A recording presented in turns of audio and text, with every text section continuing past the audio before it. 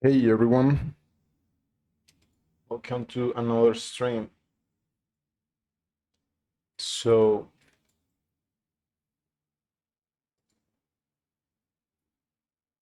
seems like today we're not gonna have technical issues, so that's really good.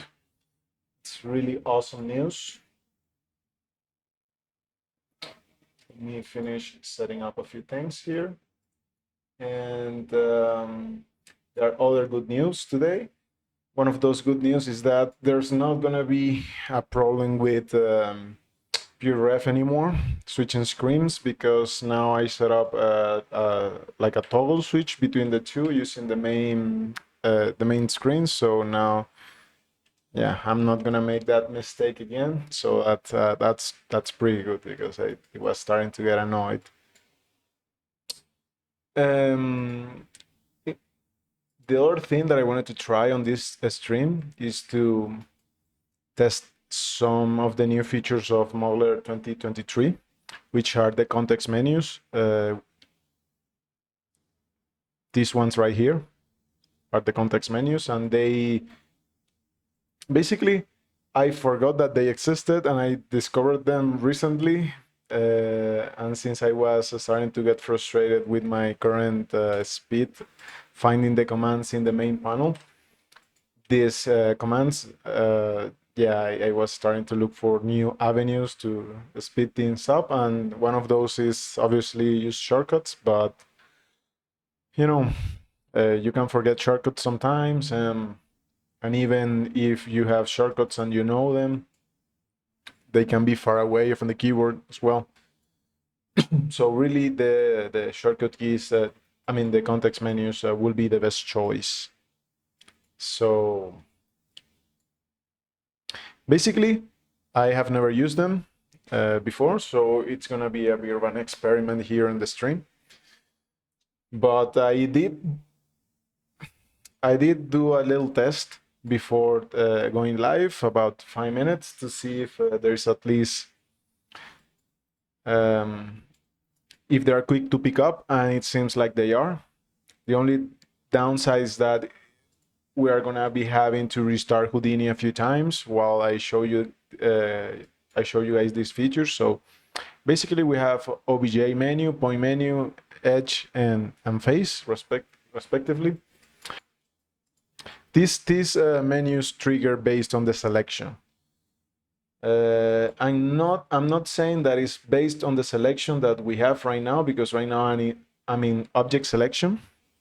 They trigger based on the thing that is selected already. So that's a little bit, I got confused at first. So they go based on the thing that you have selected. So for example, right now I have an object selected, right? So if I do shift right click, I get the menu for the objects. I get the menu for the objects, right? So now I can do a cue box, and that's good. That's awesome. I can do shift right click and I can do a grid, right? I can do shift right click and I can do clipping, which is amazing. Let's try to come here, and if I do shift right click, I can delete. Awesome. I can also duplicate. Let me see. First, I need to select something, right? Then I duplicate, and let me see if I'm doing this right. Okay. I mean, it was doing its job.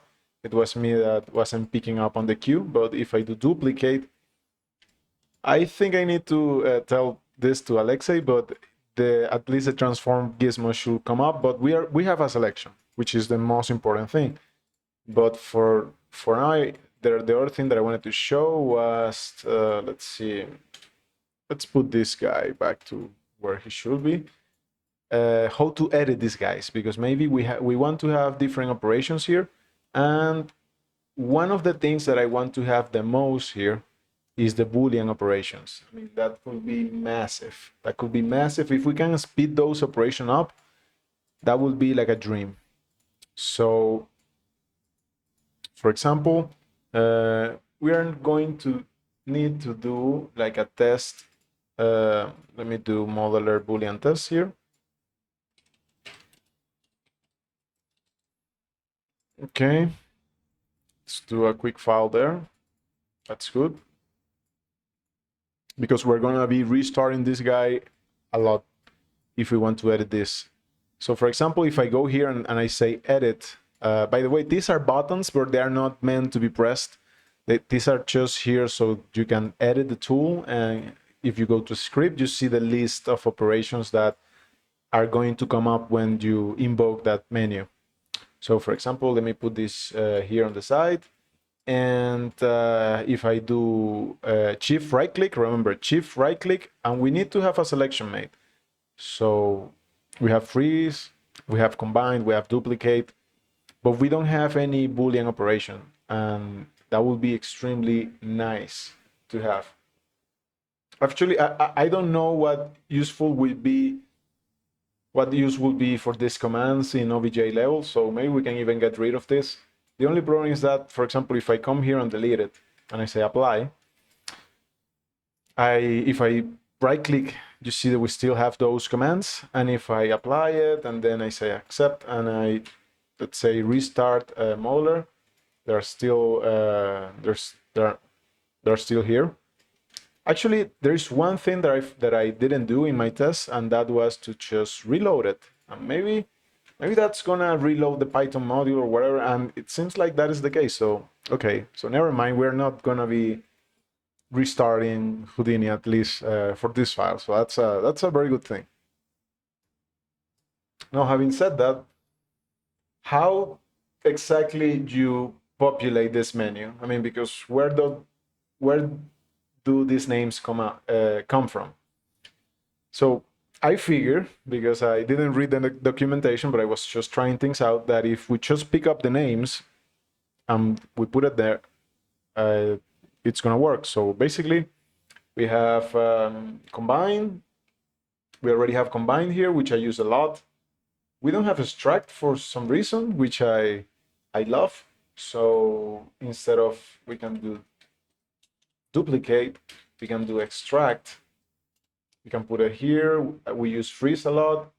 We use center a lot. We use reset pivot. We don't use that too much, but let's put it there because it's extremely useful as well to have those commands in the OBJ menu. Let's see, what else do we do? Quick pivot, it's meant to be used with a shortcut. I think that's it. So let's go over, the Boolean commands, because that's going to be really interesting. So basically they go like subtract, union, intersect. Choose those three. So let me see if I can subtract, union, and intersect. I think I spelled that wrong, so let's choose double check. Okay, I put an S. That wasn't meant to be there. Subtract, union, and intersect. Okay, so let me see if I apply this and then we do a reload. We launch modeler again. Another quick tip is that if you use Control, Shift, and Alt, and you press most, I mean, this works with most buttons in Houdini, and you do a click, the hotkey manager will pop up. And I have a key, a shortcut assigned to launching modeler. So that's just a quick tip there. And yeah, so why don't we try the Boolean mode? So I want to come here and I want to, okay. I was getting ahead of myself. So let me select this guy, shift right click. We want to duplicate it. Now we want to, let's tweak it to the side and let's do this. And just because we want to make things nicer, why don't we bevel this edge? So let's do a bevel like this. And let's see what happens. Okay. Maybe let's do this edge as well. So if you remember, I select the edge and I press Shift A, and I can make a selection like this, like a loop. So now let's make another, oh, let's keep that like this. That's good. Okay, so the moment we have been waiting for, I select this guy, and I do shift right click, and I click subtract, and oh man, I think this is going to be fun. I mean, this is great. I'm not gonna lie, it's really good. Now, obviously, if we do Control C to go back, I can come here and maybe let's keep trying the different modes. Let's see what the symmetrize. We have symmetrize, we have clip, and we also have the mirrors. The main difference with the standard symmetry options below is that these two commands, they're let's say they are procedural. So if I select the object and then I invoke mirror H, now we have a gizmo that we can do stuff with. So for example, I can do a snapping, which is really useful. So maybe we can, it's not going to be perfectly aligned, but yeah. Now we select this object, I select this one, and then we do a subtraction. And yeah, this is definitely good. I mean, this is just a test, so it doesn't look too good, but yeah. So maybe, what else can we try? You know, it would be nice to have like a visualize here somewhere. It's too bad that we don't have one, but I mean, we can work with that. That will be my only complaint, actually. I don't know if you noticed, but I'm not too familiar with the Boolean tools in a modeler, so maybe let's see what this does. Okay, we can do an intersect, okay. The reason why this repeat is useful, I can already see why he's doing this. Let me see what this output is. I don't think there is, for the subtraction, there is no second output, but, oh, okay, so I think that after all, we need to relaunch, we're gonna be resetting Houdini. But actually this is a good thing because I can show you guys one more feature. Let me just toggle this here. And if we go over to file and we do crash recovery, you can do open crash file. And the good thing is that the path is gonna be the same as the one that you had before the crash. So now I can do, let's say, save, but I can come here and say maybe B2. So we don't get recovered on the name. That's really useful as well. So now we come here and I'm not gonna put on the blame on the modeler operation because of the crash, because Houdini's native Booleans, which the modeler operations are using internally, can be a little crashy as well. So, okay, we can bevel this guy. Let's see, we can bevel it. We can do color bevel and cut bevel. This is nice. Okay, we're definitely going to be using this. And we can use color thickness. Oh man, this is nice. Okay, and we can do a fuse in case we got some unruly edges like this. So maybe we can do fuse. Let's see. Okay, maybe let's not use that. We can also do extract curves. Let's see what that does. So, okay, now we have some curves. Let's see what happens if I, let's say, you know, I had modeler turned off, so let's switch it back on, and I'm going to select this. If you want to select the curves, in Houdini, the curve is just a flat polygon, so you need to go into polygon selection to select them. And I figure we can do a sweep if I understand this correctly. And with zparm, we can get some cables here. And now we have this guy, and we can combine it with this guy, and we got something interesting already. Okay, all right. So now I can, okay.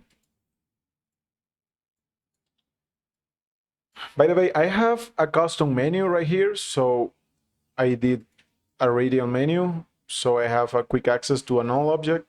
That's why you saw me making a null object so fast, but it's because of the radial menu. I know some people don't like it, but it's extremely useful sometimes. So now we have this guy, and I'm thinking, you know, I think that's it, basically. I think we figure out, guys. I mean, now it comes down to just try to use this more and more. And let me tell you one thing, even though I'm not a master in topology, but the only thing that I know how to do is basically subdivision surface modeling. So I think we're going to be doing a different string altogether just for practicing Booleans. And we're going to be like trying to model something from reference, like being really strict about it. Because I mean, designing while learning a Boolean workflow and also learning the new context menu, well, it's new for me, you know. It's gonna be really slow and maybe boring, but maybe we can try to model one of these guys from scratch in another stream. But for now, we have our little guy that we're doing. But yeah, I'm also considering doing the extra detailing using Booleans as well, so we get familiar with those. By the way, I don't know if you guys know which program this is. This is PureRef, and recently the guy's been working on the V2, and right now it's in beta, but it's so much better, especially on Linux. It's so much easier to move the window around, and there's features like now we can have GIFs, and in case we want to have separate images, which in this case I want, we can just put this button, and now we get all the images, which is really nice. I think we can also extract the images. I'm not too sure. Oh, I think the moment you import the object, you can select if you want to split all the images. But yeah, I have other GIFs here. I think this one's a GIF, and we can see the frames, but it's just rotating. So yeah, and as you figure, we are not gonna have any more problems switching the screen. So that's really good. That's really good. So anyway, I think this is already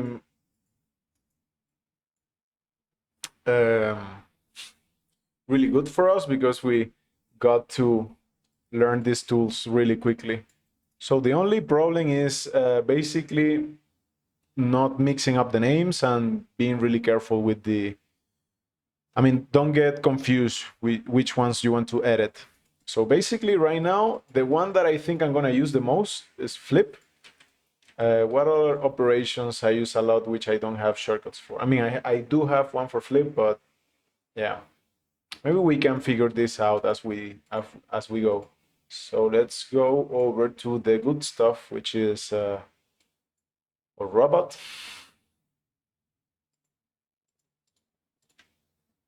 Let me check a few things on the side. While this guy is loading, as you can see, I was here practicing. Obviously, you try everything else, everything with a box, and then when you go to the real job, you wonder why things break. But you were only testing stuff with a box, so go figure. Yeah. So let me take a look at a few more things here.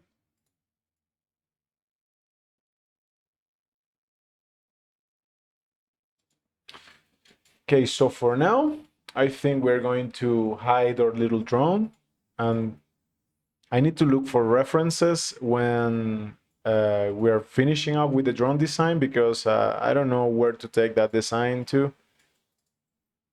We need some references.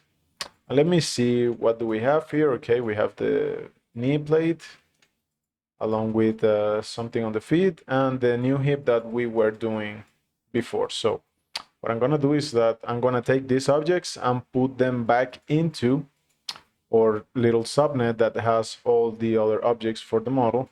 And what I said last stream was that I was going to take out this and put it on the side, because it doesn't make sense that this joint is circular. It's a rotator type of joint versus this one, so it doesn't really match the design. Maybe this one is better for the eyes, if anything. So we're gonna be taking it out for now, especially this section, right? So we can do just take it out. I don't want to discard it. We're just gonna use it and somewhere else. So we go back here and we're going to rectify this design. As you can see, the mirror is working. We didn't have to restart it, but yeah. So let's quickly separate these guys. And if I do shift right click, I should have the extract command here. I don't. Okay, so maybe we can do that, but we already know that I have it mapped to extract, Alt E. So now we extract it, and now we have separate objects for this guy and the knee plate. So we can do that. And for this guy, we just need to reset the rotations, right? We did a parent hierarchy here. So let me just come here and reset it back to normal. Same thing with this. We can just put 0 here, not there, but here.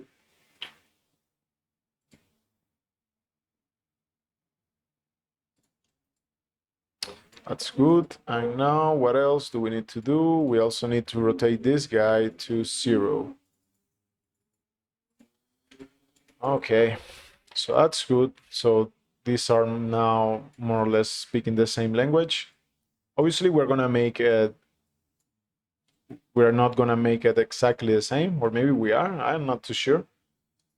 But yeah, so maybe we can keep this like this. And now I want to get rid of this guy as well with X, the delete key, and now we can just position this guy where it should be.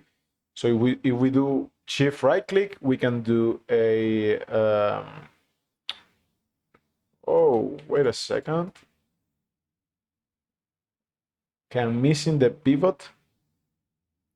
Maybe they were there before. Maybe I got rid of them, but that doesn't matter. We can just do the quick pivot here. I mean the center pivot. Now we can move it where he should be. Or maybe there is another thing that we can do, since it's a bit crowded here. We can also pick this guy and try to fuse these two together. And we already know that we need to make this smaller. So maybe what we can do is, let me see if I can figure this out. Let me center the pivot again. That's weird. Center the pivot again. I shouldn't have lost that selection. Okay, well, it seems like it's working now. So I think I was doing Control C, and that's why it got busted. So we definitely want this guy here. And I'm gonna tell you what I'm gonna do. I'm just going to put this guy where he should be. And now we know that at least needs to be this. This is the maximum width. So we rescale everything accordingly. So let's move this, and this. Yeah, something like that. Now we go to OBJ and we shift H for float fill, and we select everything, and then we move it. Or instead of moving, why don't we, sorry, sometimes I lose selection when I do that. Why don't we do a tweak to the side? Obviously, it's better if we ghost this thing, and yeah, I think that's good. One other thing is that you normally wouldn't care so much about what is inside the model, but since this is the like the cover plate, I also want to show the design without any cover plates, so it's good that we have at least something there, because maybe, I mean, if we render this side, we're gonna see what's happening there, so it's only a good thing on this design that we have everything. So now I think we can focus on this guy properly. The only problem that I'm seeing is that it's difficult to work with it with all of these objects visible. So I'm thinking on the best way to do this, and I think we can get rid of the parenting hierarchy. Let me remember which, okay, this guy doesn't belong here. So now we are these guys, and we can take this guy here. Let me see if this is gonna work. But since we're experimenting here, I'm gonna try to put this into a subnet as well. The shortcut will be, for that, will be like right click, that is collapse to subnet. Yeah, maybe if we go inside and we say hide others, okay, this is amazing. One new technique discovered. The only problem with this is that the mirror is not working. So if I do show all, we don't get a mirror right now. Maybe, and this is pushing it, but let's just see if it works. We can do something like this. Yeah, obviously that wasn't gonna work. But one thing we can do is we just have a mirror setup here. And we can select, this is gonna be like the hip subnet. Let me select this guy, and I put the whole thing here. I think I can do it like this, and then I do this.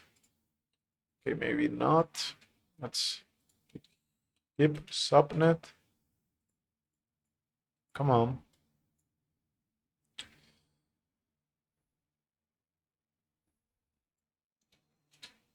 Okay, like this. And now we do this, and this should work. Okay, now it's working. Now my only concern is that the main mirror is going to pick it up. So let's figure this out. Maybe if I add a new primitive QBox, put it here, and let's see. Instead of going to the main node and refreshing the expression, I also noticed that if I just do a quick, I mean, this worked yesterday, so yeah, right now it's not picking it up. But let's see if I refresh this guy, if we're gonna get a duplicate.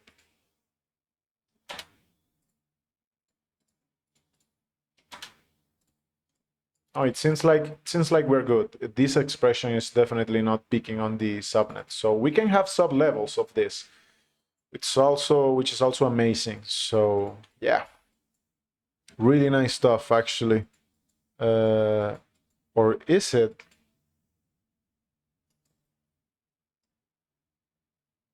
Yeah, it seems like there's definitely something going on there.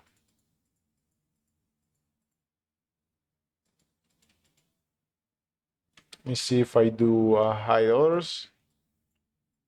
We get this, and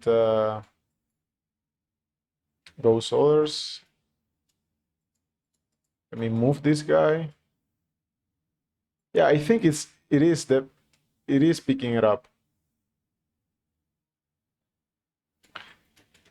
Practically, it doesn't matter. it's just something to keep in mind, because this can hurt performance, because we're having like one duplicate on top of the other. But what I think I'm gonna do is just wing it and see if let me see if it works well. So if I come here, now let's see if I come here. And I'm gonna tell you something. It seems like Modeler is definitely not having trouble going inside all the different subnets. This is actually pretty nice. So basically what I'm doing right now is that I'm pressing 5 to go into the object, to select the object, sorry, and then I press 3 for polygon and I go into it. So 5, then 3, 5, then 3, 5, select 3, 5, select 3, and that's basically the workflow. This is how I keep myself from coming back to the nodes.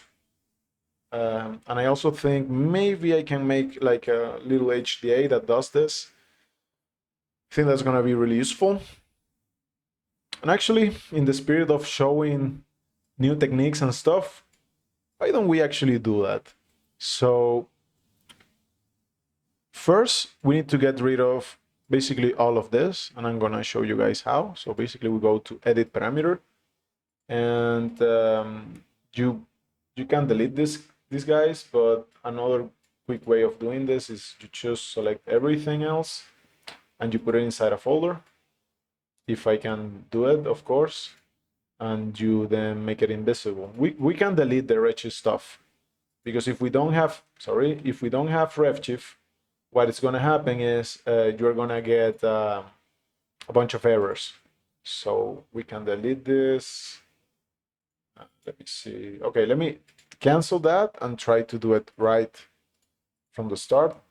So the Redshift stuff, I can select everything, and I delete it. That's good.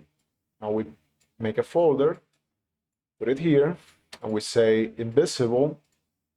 Then we don't close this panel, but we go here and we say, this is just something that I did to delete the nulls, because the nulls, the object merge picks up the null as geometry.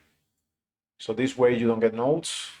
And since the object merge is creating a path attribute, the null ends up being called null in the path attribute. So we can filter it like this and it's just get rid of it. So that's why it is like this. But yeah, so we can promote the mirror attribute, and we can also promote the expression, so we don't need to go inside to refresh it, right? So let's do this like this, and then we can do this like this. I put this first, say apply. Oh, sorry. Oh, yeah. Let's say okay anyway. We say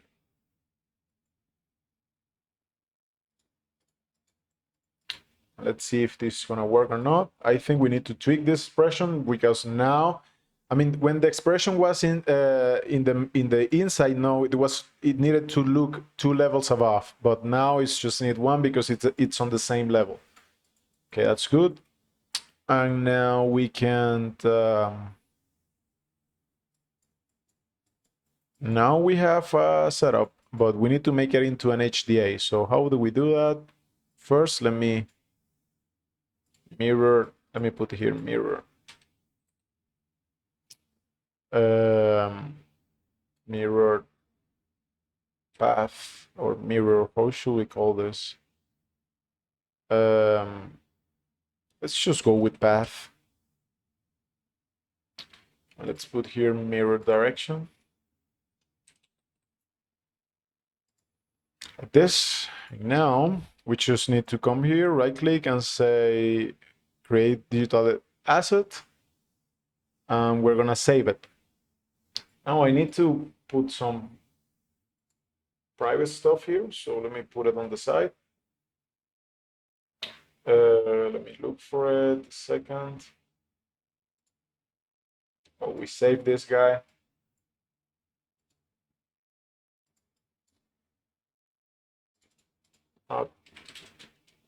Just a second. This is gonna be called subnet mirror. Just for the lack of better name, or OBJ mirror. Let's go with that because it can also be used to mirror OBJs. It doesn't need to be a subnet. So OBJ mirror, and maybe there is already a mirror. Let me see. No, there's no. So we're good. We don't want to reinvent the wheel, definitely. So now I put my path, and yeah. Let me do a create. I get this message. We can ignore this, and we say,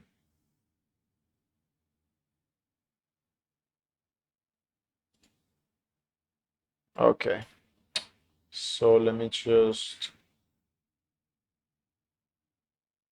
I think that's good.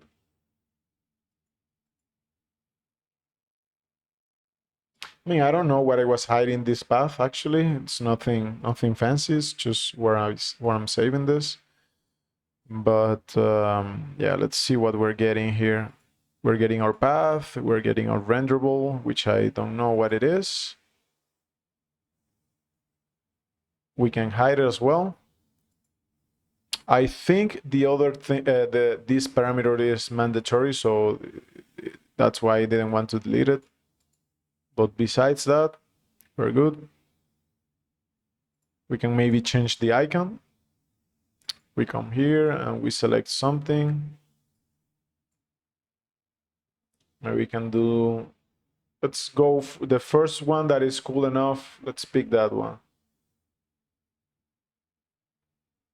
So we can differentiate it. Maybe this one for a while because it's got two objects side to side. And I think it's bothering us because of the parameter, because the default value, it's already set. So we need to delete the default. So once we do apply, let's go inside to see if there's something pointing anywhere. Yeah, I think we're good. So we save the node type and match the current definition. Now we got an OBJ mirror. So why don't we give it a try to see if it works? So OBJ mirror, and yeah, and this is faster. This is good. So we're improving things here. So now we go inside, and I think we're ready to start properly. So let me just bring up the parameters, and we do a parameters tab. Now we hide this guy like this. You see how cool is that? It even comes, the option comes up. The only problem is that here the icon is not switching. Not sure why, but that doesn't matter. So let's fix this guy. So let me go to here and hide everything else, and now we can focus on this guy. So basically we need to make this smaller. So let me see if I can't,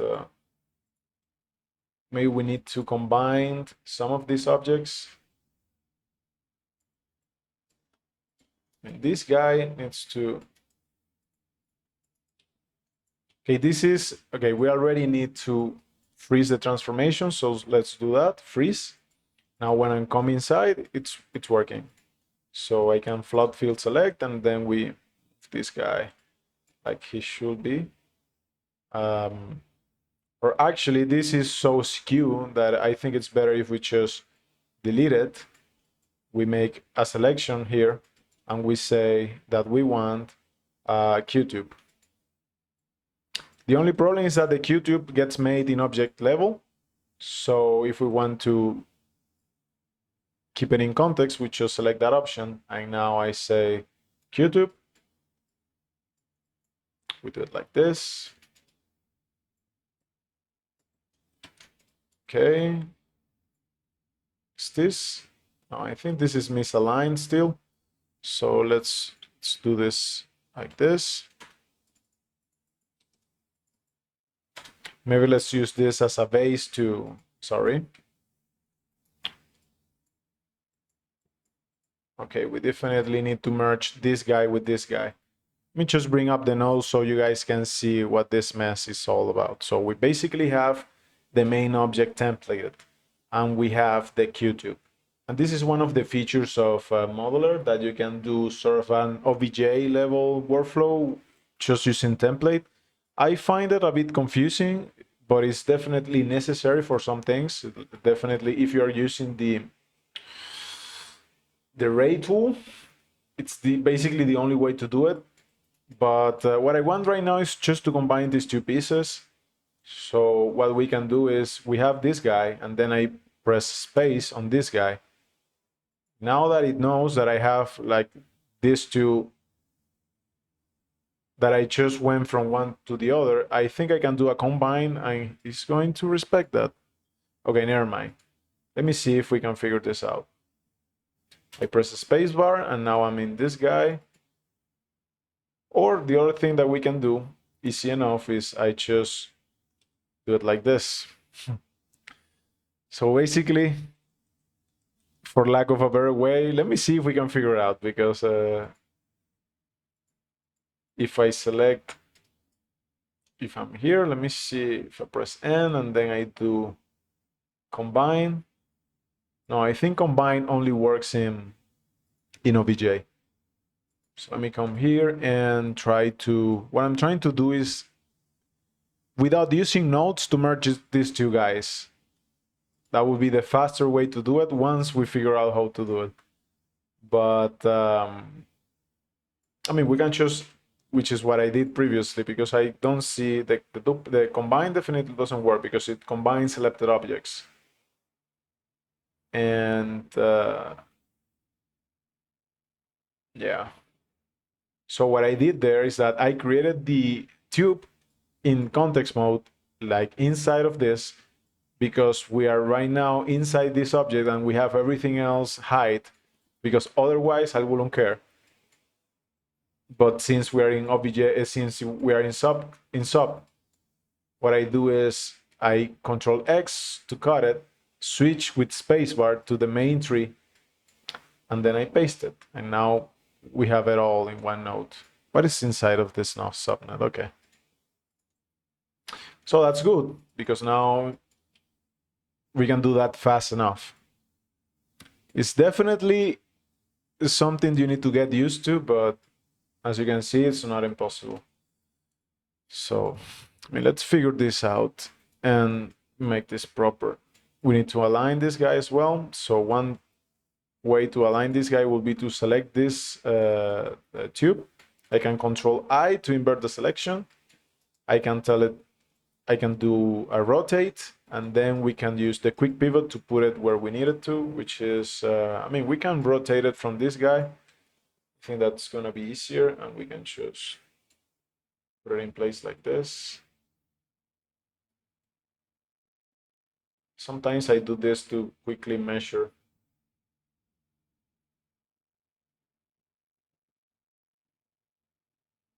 Okay, that should be good enough.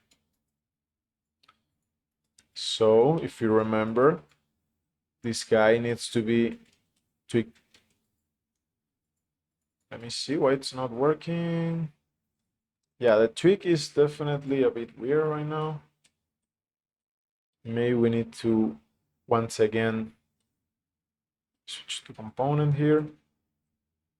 Maybe we need to freeze once again, or reset the pivot rotation. Let me see if that fixes the issue with. Okay, no, the tweak tool is a bit confused right now. Not sure why. Let me see what happens if I cut and paste it. Okay, seems like that fixed it. Okay, let me go back. Let me show the rest of the model again, because I forgot the dimensions. So we can only go up to here. So what I can do is I can come here and scale this out. And just like we had before, it's basically a tube with some bevels. It's just that now we need to make it smaller. I think I can keep it like this for now. And obviously this shape, this circular shape doesn't make that much sense right now. So maybe we can pick something out from our references.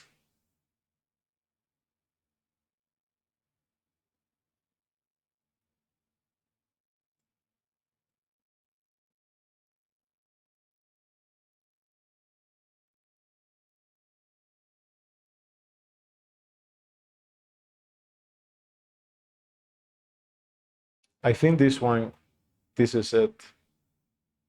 The main problem with having PureRef like this is that I don't have it on the side. I could also just launch another instance on the other monitor. So I have one for us and one only for me. So let me just do that real quick. Let's be sure that we're looking at this right.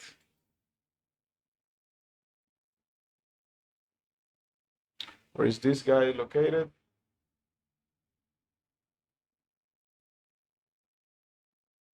Okay. Now I have it on the side as well. So basically, we can try to make something like this.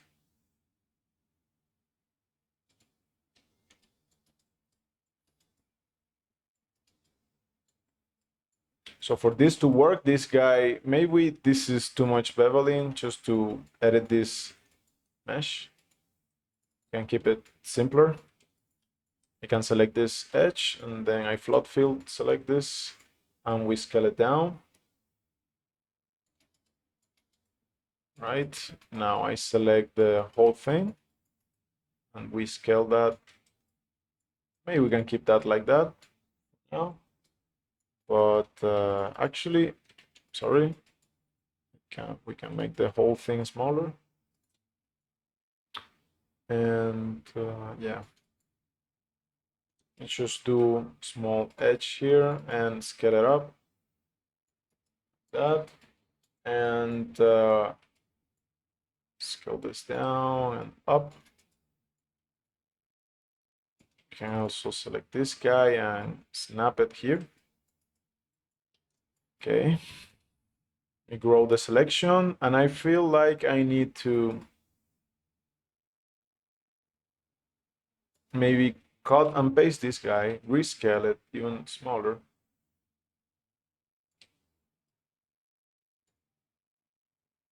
Maybe let's pick another color. So since we are in the same level right now, I can make a selection here and say pick color, and I can select this guy, and now we have something that looks a bit different.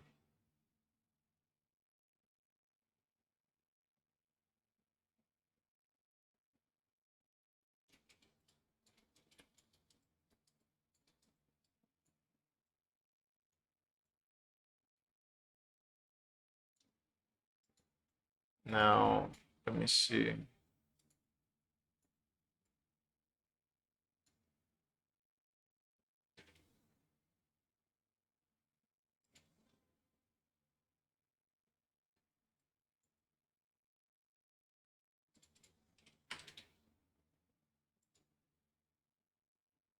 Give me a second here, guys.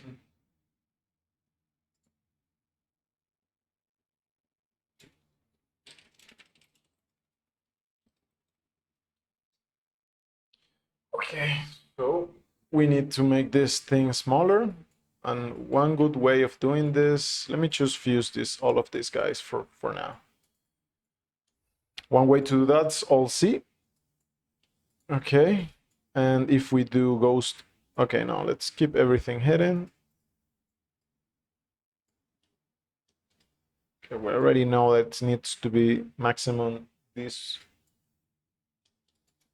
Okay, so let me push this back on the back for now.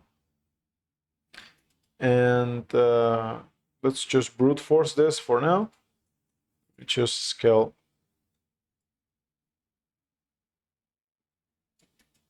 all of this with only a section of this. So now we float select this and let's scale it down, but I want to scale it down from this point. So let's do that. So we use quick pivot and we put it there. And now if I scale it down, we have something like that. Nice. Okay, now we can try to tweak this and let's redo the pivot. Maybe we can put it on the point.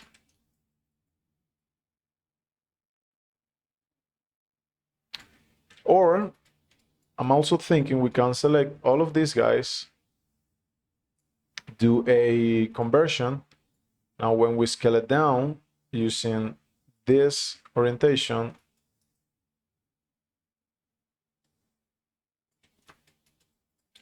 I can do this. And if you guys remember, let me show you. If you guys remember, I can use the mouse wheel to do an influence like this. So maybe we do that, and let me just fix this real quick. I think we push it a bit too far, but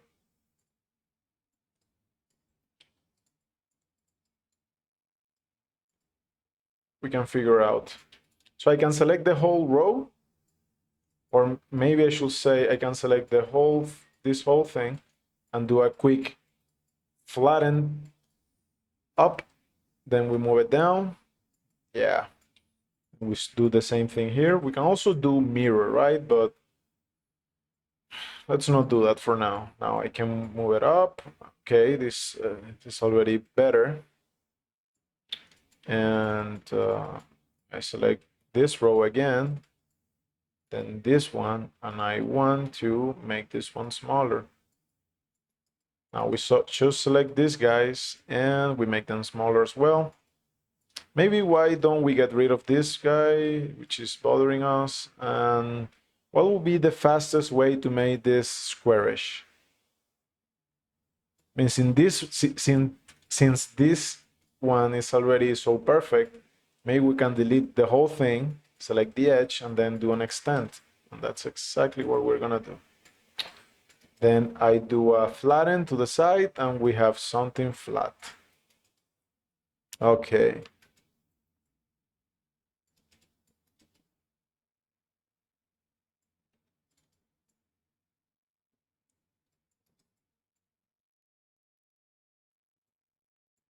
Let's just do tweak for now.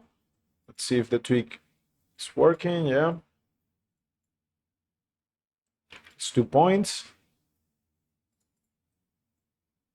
And if you guys remember, the tweak tool has an interactive mode, which is if you don't select anything, it's only going to select what it's below the mouse. So we don't have to select anything and we can work really fast like this. So good. Okay. Let's move this to the side. Maybe let's do this. Okay. We can leave this busted for now while we try to manage the other elements, just for now. Let's have something decent here. And yeah. Maybe we can do another flatten. Let's Shift A, flatten up. Now we got that, and we can do Shift A, flatten to the side. Maybe that's not so good. Let's just do a flatten using this edge. How should we do that?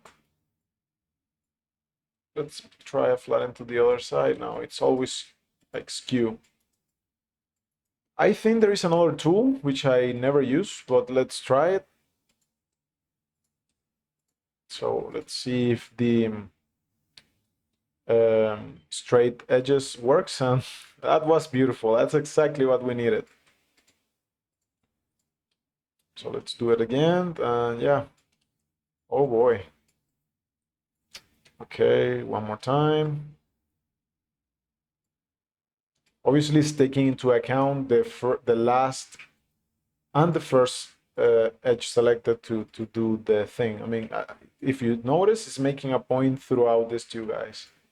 So if we want this to look better, the only thing that we need to do, in theory, will be to tweak this guy up, and maybe snap it here. Now I select all of this and say straight. Let's see if the command is here. It's not.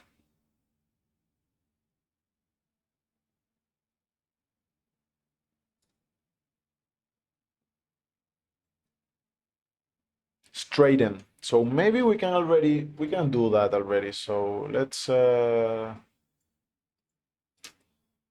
so gonna be frank, I will never use a slide. Never on this menu because I have S signed to it. Detach for sure. Fill, sure. Fuse, of course. So collapse, not sure what that does, but we can put straighten here. So let's see how it's spelled. Pretty sure I'm gonna do that wrong. Straight, straighten,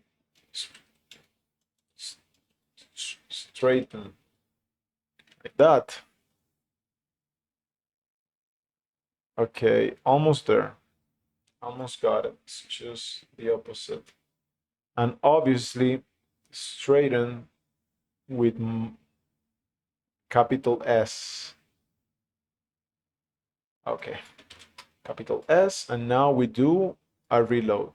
Now we load modeler again, and let's see if that works. So straighten. Oh man, that's beautiful. Let's do this again here. We do straighten. Beautiful.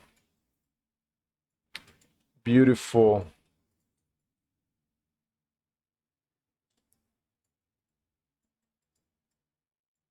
This is not so beautiful though.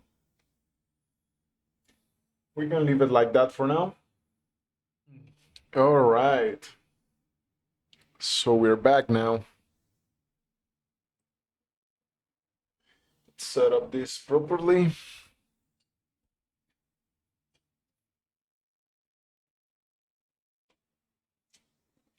So where did we left off? We're tweaking this guy. Okay, so we were looking at some of our references, and this guy was looking really interesting. Here we have some sort of C shape.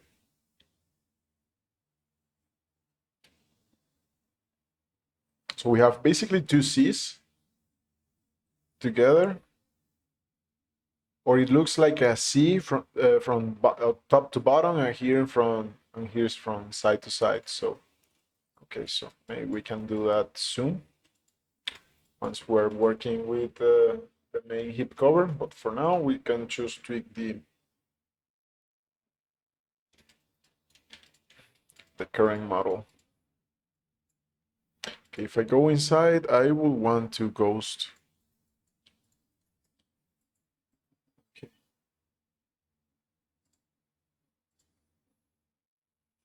Okay, so I think this is looking better. And there's also another thing that is, I'm not too sure if we need to have the hip being so straight. Maybe we can move it a bit down. So we can move this a bit down, maybe, or maybe we can tweak it down. So guys, remember, always trying to burn this into my muscle memory.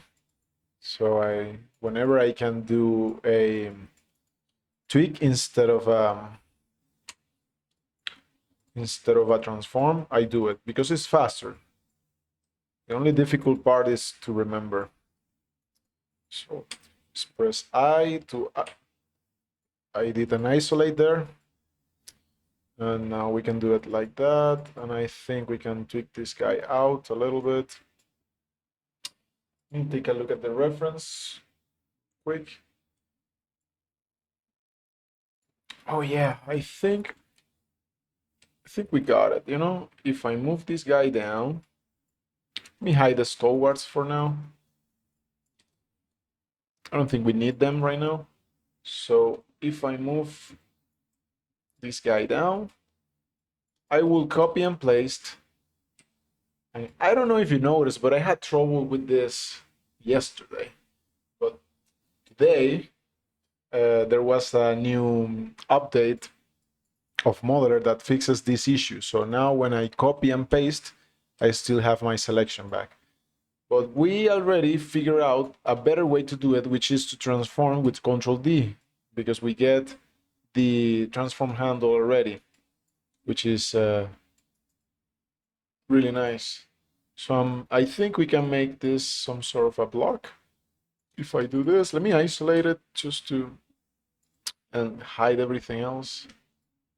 So I do it like this, and then I can do this. We float fill, and now we can inverse the selection, and we take that.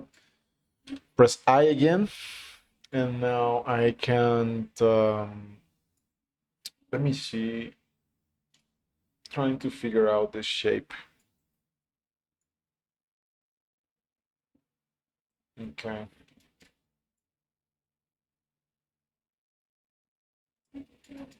We come back here and do this, and this can be like the cover. And we do selection like this, and then I push this in. Now I can Control X, Control B, so that is a separate. Okay, I think we're making some mistakes here. So let me see if I can. Let me see if I can extract this guy. Separate object. Okay, let's come back. I can come here and I don't think these guys are fused, are they? Because I'm trying to do my typical Shift A and it's not letting me do it. That's weird. Okay. Come on. We can just do it by hand. Now we do an extrude inside. I don't know if you noticed, but we're getting this pull inside and that's not good. So maybe we can redo the selection. Come on. And instead of doing an extrude, we can do an extend. So I do this, and what I can do now is just to place the pivot in the center here. And now we just scale it down. And as you can see, now it's perfectly straight, which is good. Okay, the only downside is this, but okay, no, there is several downsides. I thought we for sure had this object aligned, but it seems like it's still not perfectly so. So maybe if we look at from the side, we can, okay, I can tell what's happening here. Okay, so I'm gonna take this guy and I'm going to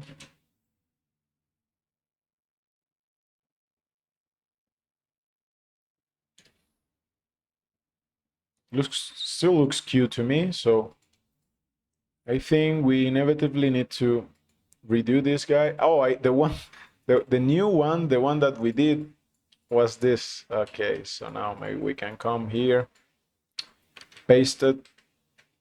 We do that. Now we go up. The only problem is that we need to redo a couple of things, but should be okay. Should be okay. Let's tweak it. Now we scale it down. Now like this. We have more or less the same thing. Let's tweak it down just to make sure. Let's pull these loops apart, like this. Let's not forget the small bevel that we did.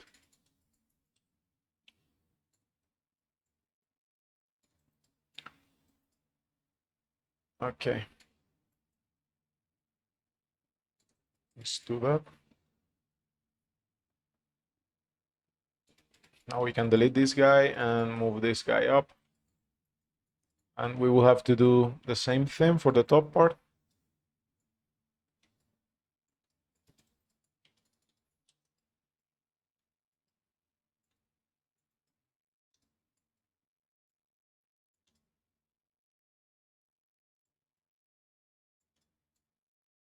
Copy, paste, move it up, or just duplicate, but whatever. Let me have this here in the meantime.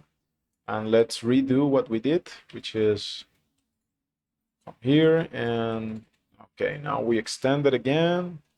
We press T, put the pivot there. We can also align the pivot on the middle.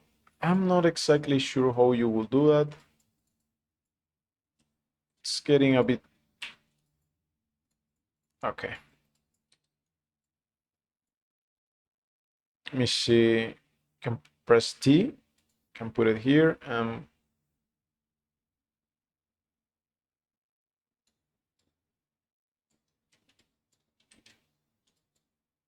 T extend. I forgot to turn on the command. Maybe you can put it by hand in the middle, by eye, I should say. So this guy should be. If I press T, now I can move it. And I know it's in the middle. And yeah, it's more or less the best we can do, but we only scale it in 2 axes. Okay.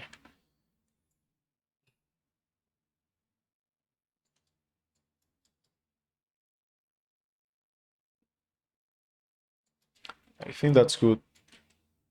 I forgot to cut it, so we cut it and paste. And I think I want to make it smaller,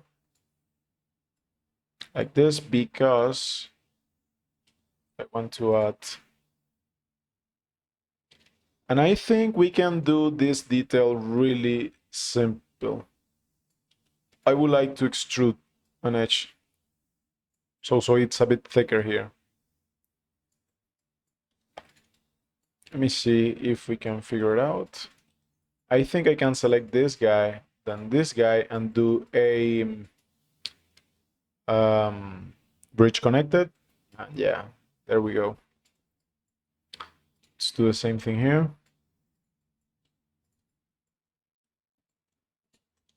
So select this guy and then this guy. And we do a bridge connected. So useful. And now, this is gonna be a bit difficult.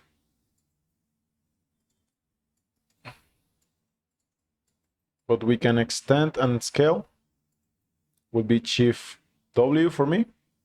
I can scale these guys like this, and then maybe only in 2 axes. So it's like this. Then I move it up just a little. And scale it back down. Scale it back down. That's more or less there. So now I select these 2 guys, but I have visible only on, so like this. And to be fair, I could have done this better the first time, but I think it's also good that you guys see me do this more complex operations, even if I could have done it in a simple manner before.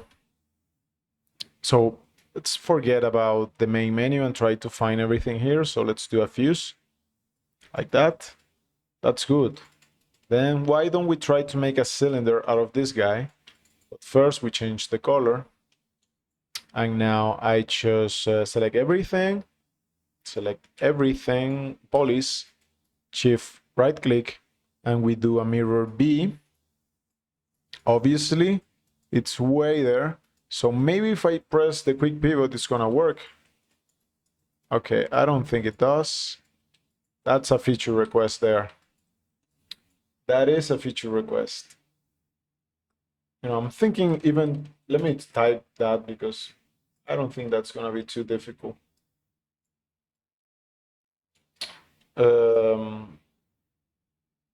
Mirror tool to support quick pivot. So I would have loved to be able to snap this pivot here, but we can just pick it and move it like so, or can we? Okay, I don't think it's so, I don't think it's set up for that.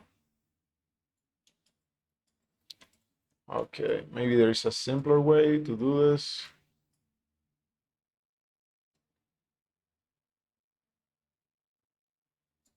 So we can flip the direction. Then we move it up.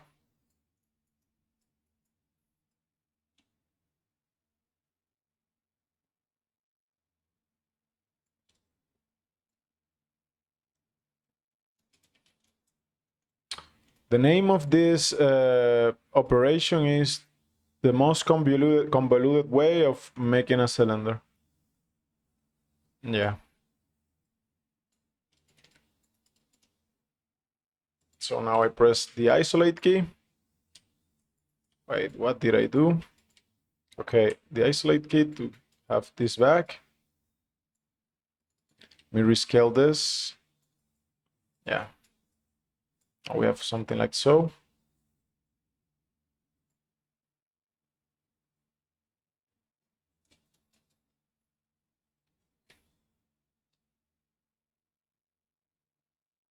Not so sure about this anymore, but let's keep working on it. Now I want to maybe bring this guy down and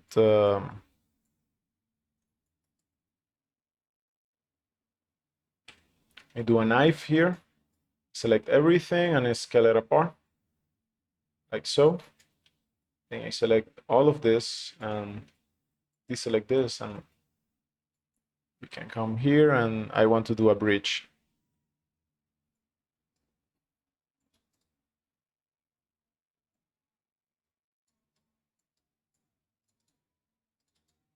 So we do bridge like so, although it's not the same poly count, so we need to do some tweaks here and there. Now I think we have it. It's 20 here and 20 here, so it should be okay. And it is.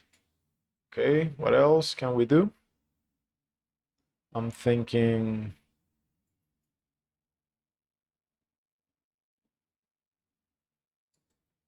let me show everything.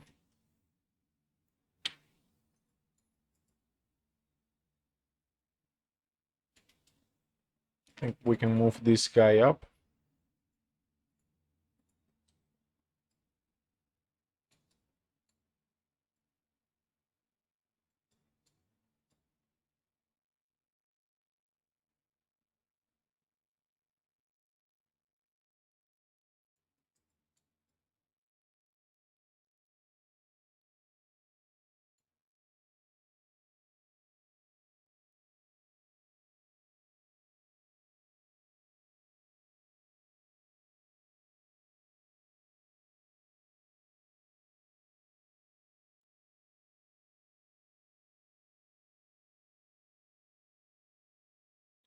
This guy over here.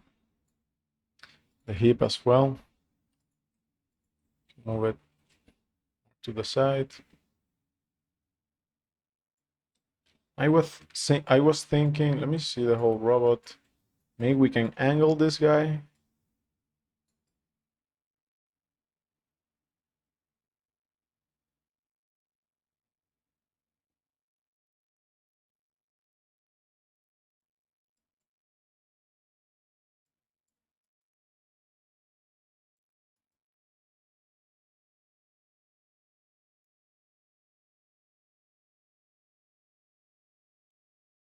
We can keep it straight.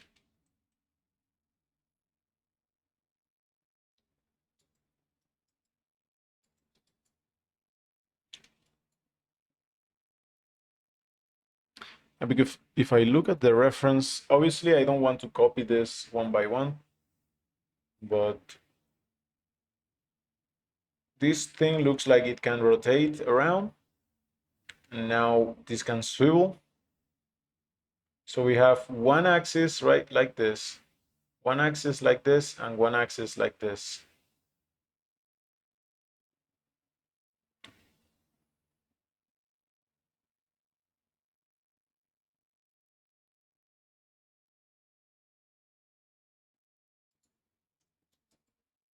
So he's basically doing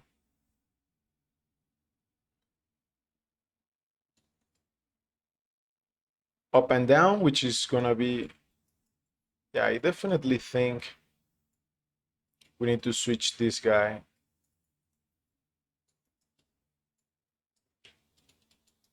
Maybe this wasn't such a good idea to have something like this. I think this is better. We have this guy here, just can rotate in this axis.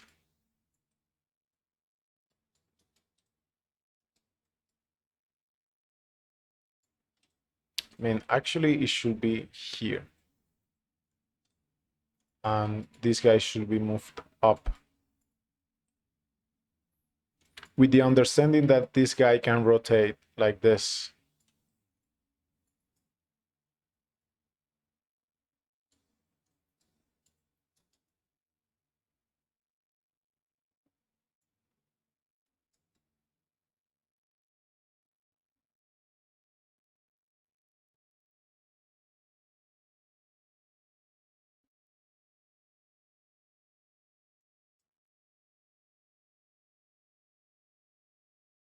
Let me see. Let me tell you something. I didn't thought this piece was gonna be as tricky as this when I started. I'm having some trouble figuring it out. I don't think the shoulders gave me this much trouble. Let's push things a bit. Tweaking stuff here and there.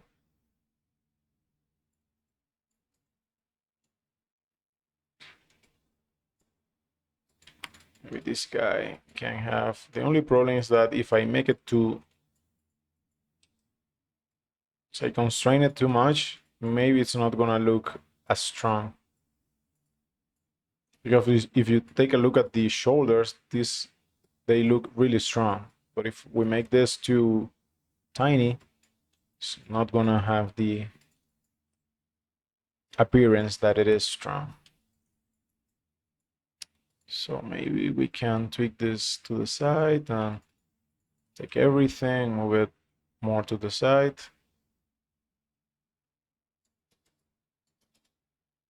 So we have something like this. And not sure if we should, do we need join like this?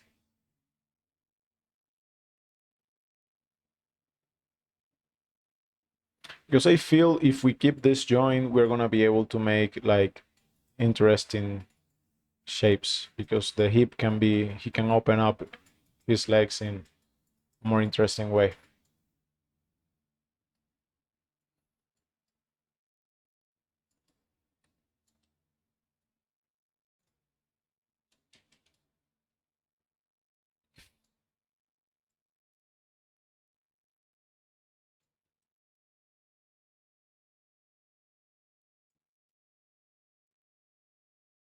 You know, maybe I can just delete these two guys, and then it's gonna be easier to do stuff like this. And now we can just bridge. And even better, we could increase the divisions and even place a curvature.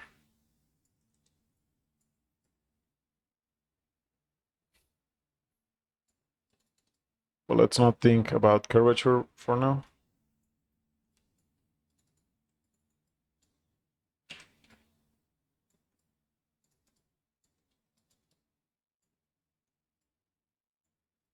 So let me take this off and put it up. So we're trying to make it look as thick but as compact as possible. So maybe we should have something like this here. Now we make a circle out of this. We scale it up. And I bet this is not the same poly count. This is 16. This should be 12. Yeah. Can we make it 12? Or should we stick to 16? Because maybe if we get rid of these two guys, especially these two,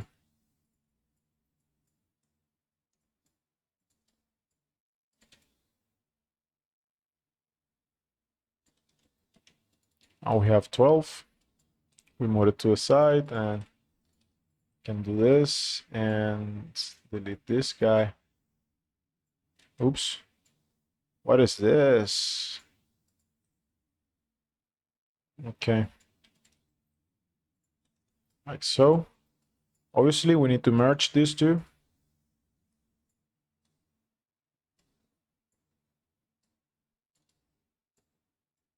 So I select this guy and this guy, these two, Alt E, I'm sorry, Alt C for combine.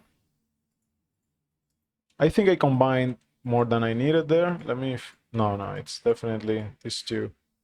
Okay, so let me extract this guy, separate object. Now I do these two. Let me also extract this guy, separate object. Now we got this guy and this guy. Let me turn on visible selection so we don't make another mistake. Now if I select these two guys and say combine, we can bridge this. And now I can select this and grow the selection and say pick color, and we do that.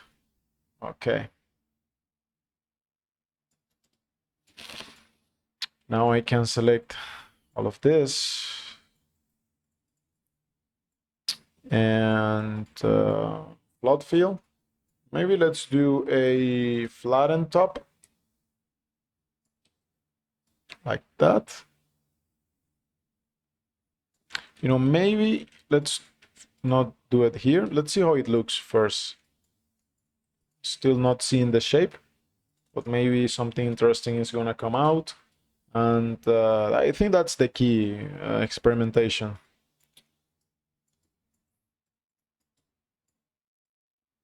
And eventually you get so good and so fast that it looks flawless. Well, that's not my case for sure. Not yet. We can hope.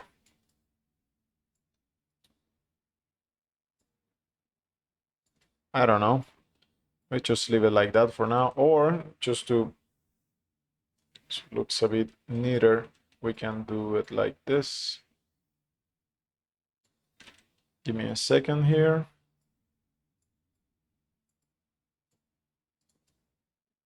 Now we have 4 little quads, and maybe we can do a selection here and here and here, so everything works. I can select the whole thing and move it down, or maybe bevel it.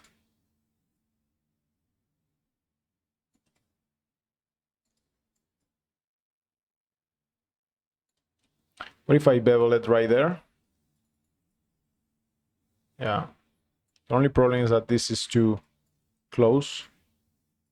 So if I move this down, then I make a selection out of this again. We can flatten it down and it should, yeah.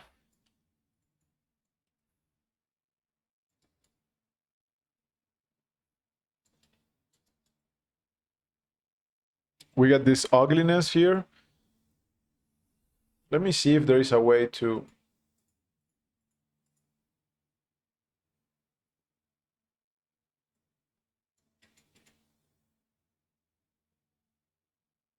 this is the art of button mashing. So you just try different buttons until the thing that you want it to happen happens, but I don't think this is gonna be the case. We need to fix this manually. So how do we fix this? Let me see if I do this.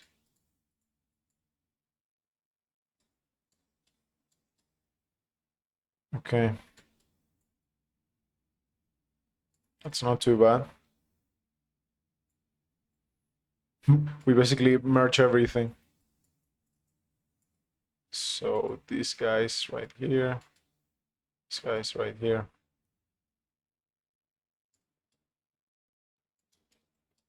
So something like that. Select this and slide it down. So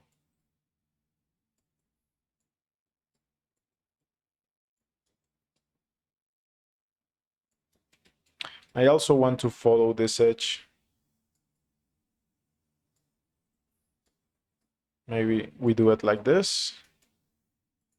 And we can terminate this guy here.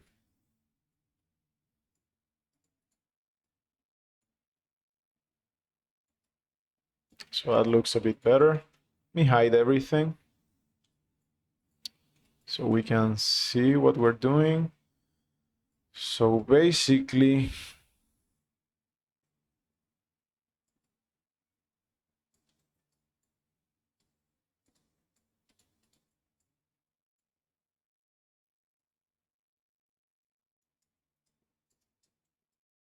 okay, let's fix this.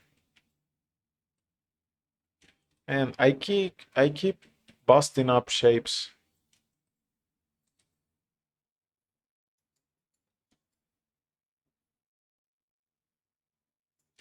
Jesus.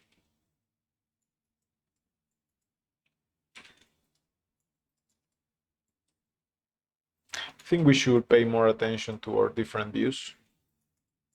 Yeah.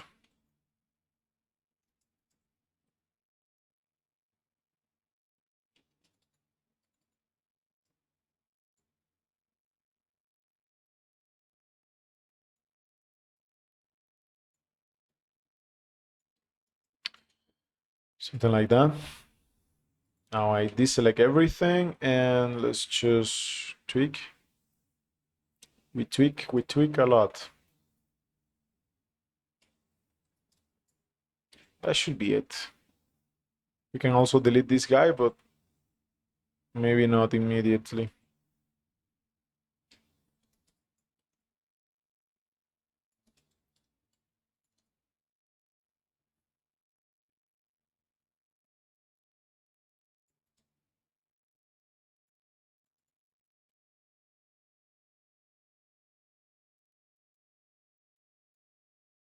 So this piece is supposed to be able to rotate.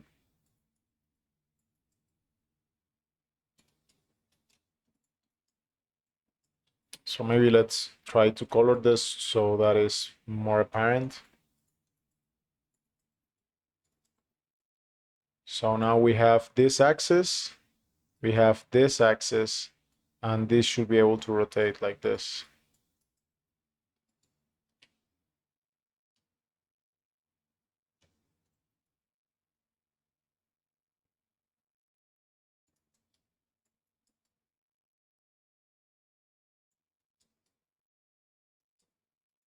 I think we can make this bigger. It's one of the good things of making things, making the topology halfway decent, is that then you can make selections and adjust the shape more freely.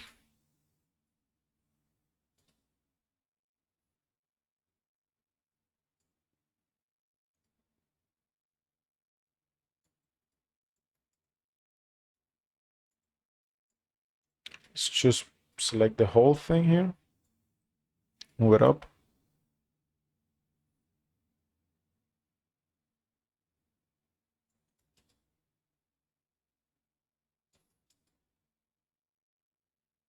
It's not even, but I don't think it matters for now.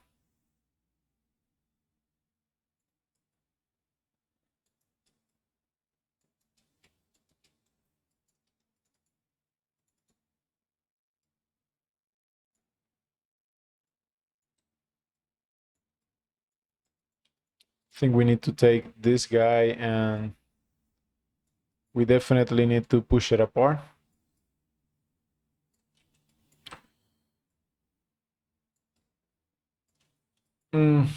Maybe only the edge, like so, using the tweak tool.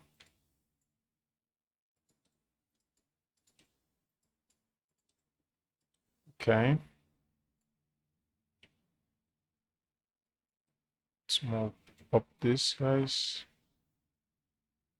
Obviously, we can fix this with our new favorite tool, the straighten edges. So I don't have to worry about that.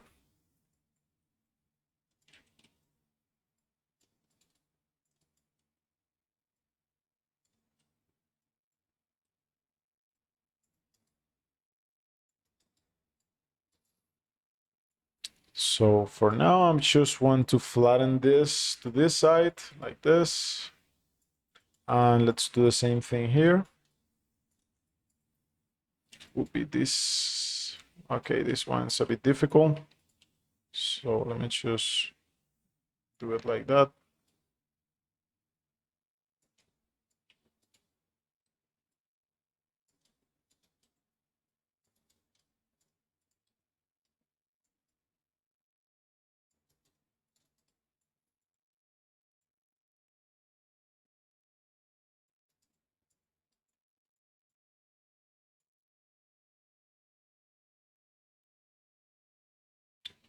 Okay, let's not do that. Let's come back here and do straighten. Straighten. And we can also move this to this side. A little bit like this.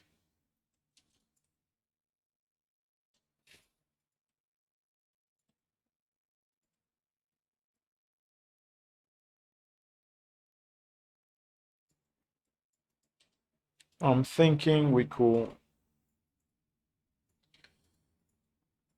strip these guys down. Let me see if I can do it like this. I can select this and do an inset. No, yeah, do something like that.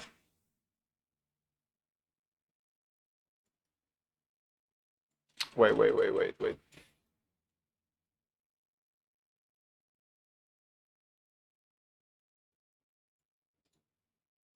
I can take this and maybe do a pick. Yeah. We're still missing one guy here.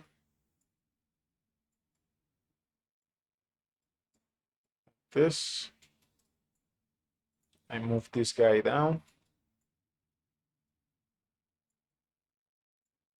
And we delete this and then we do a fill. Then I move this guy down as well.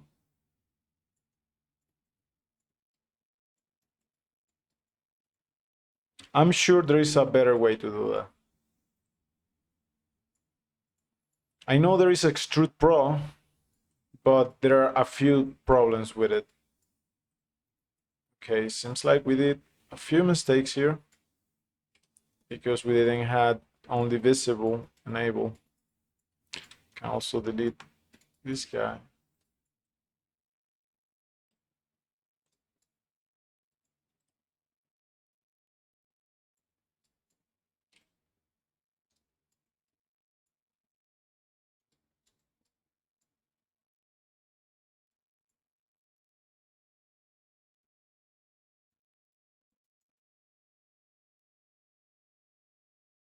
I think we have one more loop that is not necessary.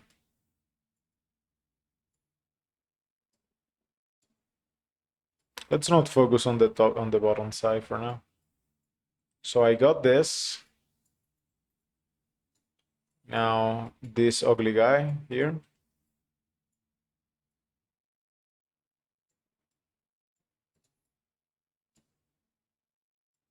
We can just do this, and we can merge these two. Fuse. Yeah.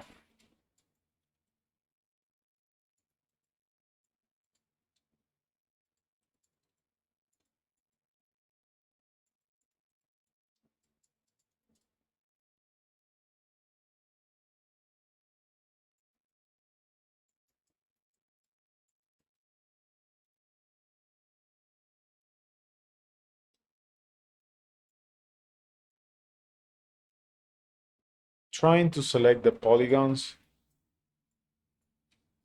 Okay.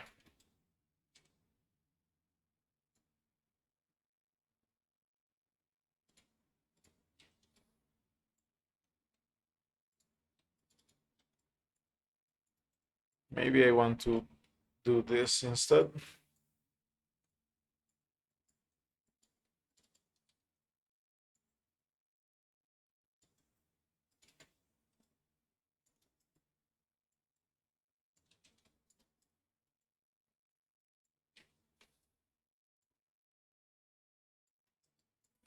And maybe we don't angle the whole thing,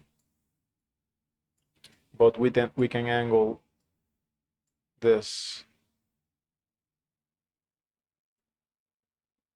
See? And I select everything and I do that and that. That was a flatten, by the way. Now maybe we can move these guys closer.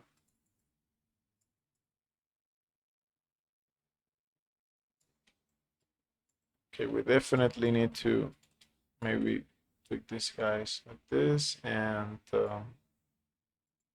if I select all of this and do a flatten this way, I also give it a little bit more topology. Flatten this, sorry. Oops. Okay.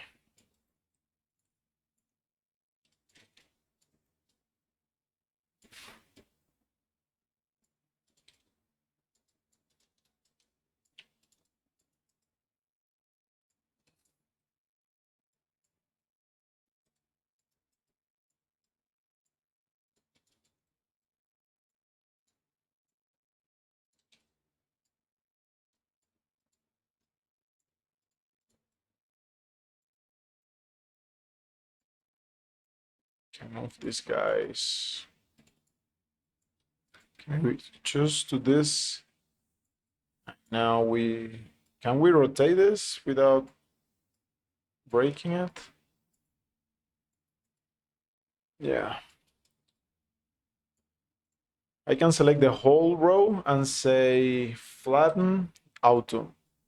That's gonna give us at least an average. Now I can do this and tweak it down.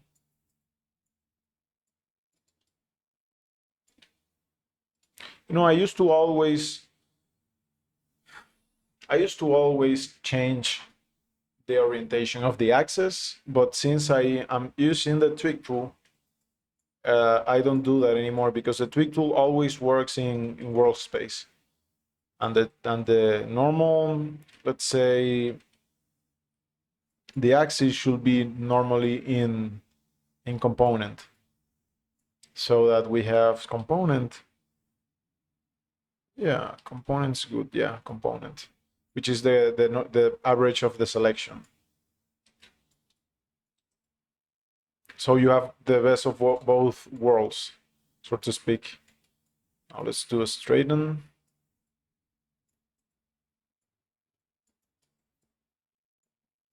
Maybe let's do that here as well.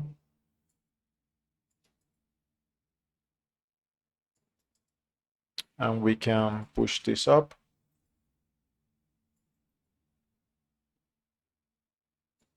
Maybe this side we can push it down.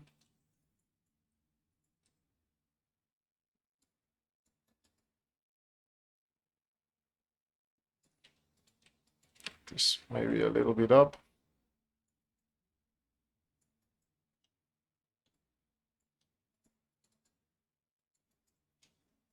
This heap topology is definitely crying right now.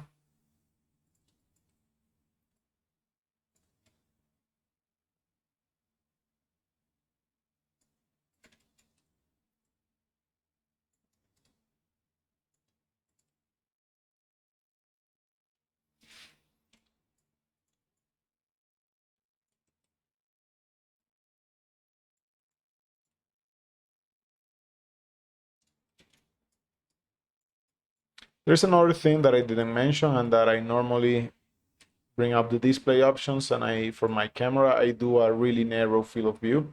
Normally in Houdini it's like this, so you get a lot of distortion in the perspective view.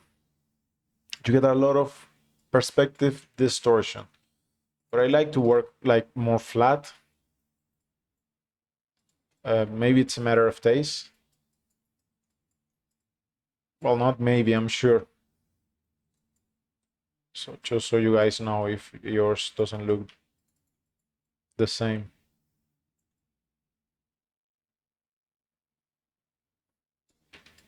Let's see what happens if I select the whole thing here and just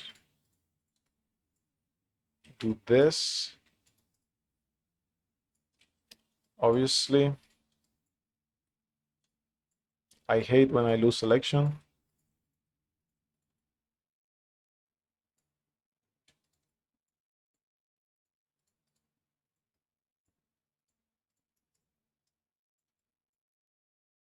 Switch to visible only. Visible only is Shift V, by the way. That's a standard Houdini shortcut. And I can also select this guy.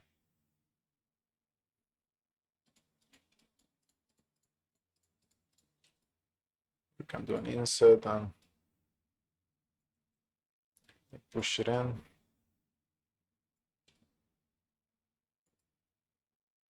I don't think that's working.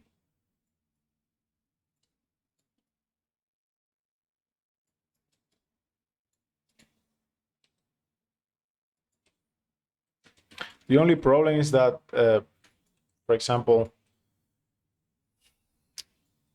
tweak mode doesn't allow for snapping. So that's the only downside. Let's leave it like that for now, and maybe we can extrude this in.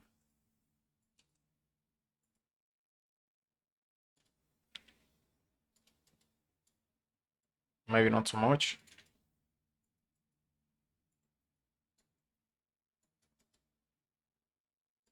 Also, this guy, if we want to connect them properly,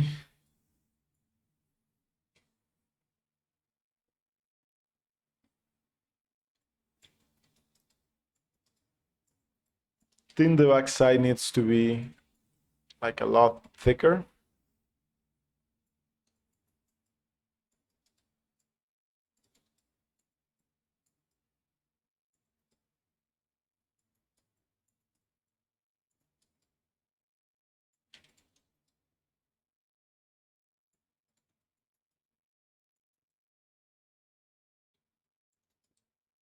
Oops. Can select everything and move it to the side.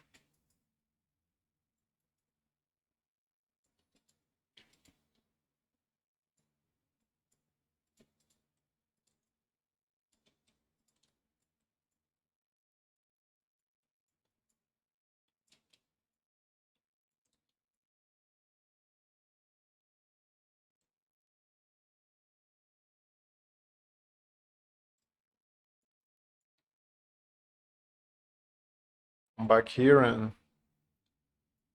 maybe push this one down. And this one down as well.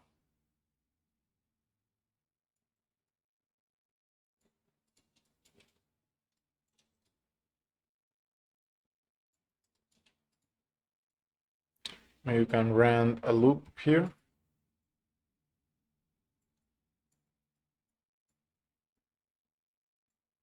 Maybe we can do the same thing here. This. Although I definitely think we're using too much topology.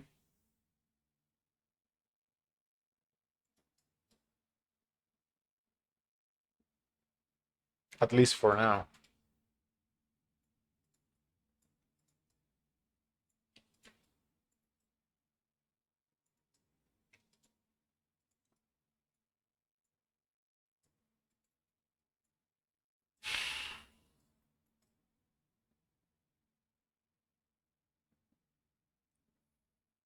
Okay, this guy, where is this guy going?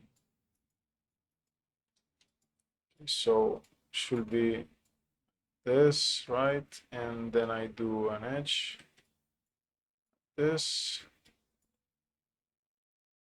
Then we move the whole thing here. I bet we can flatten this and select this guy and just select the whole thing and do a flatten up.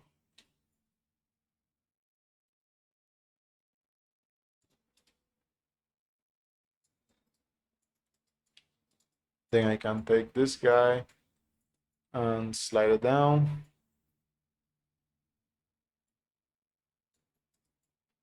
Slide this guy down, same thing with this one. Let's tweak it down, tweak this guy down, and we slide this one. Sometimes I use slide if I know there is a like inclination. Otherwise I can use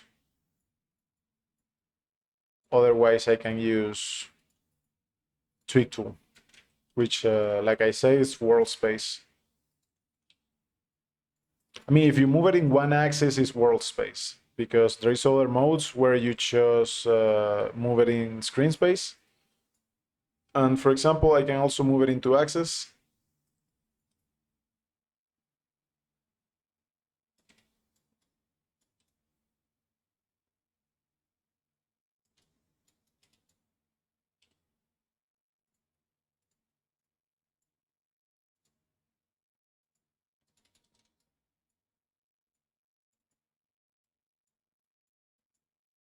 So we can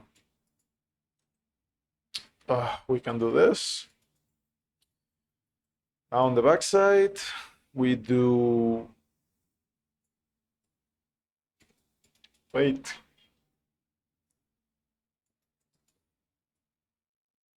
Like that.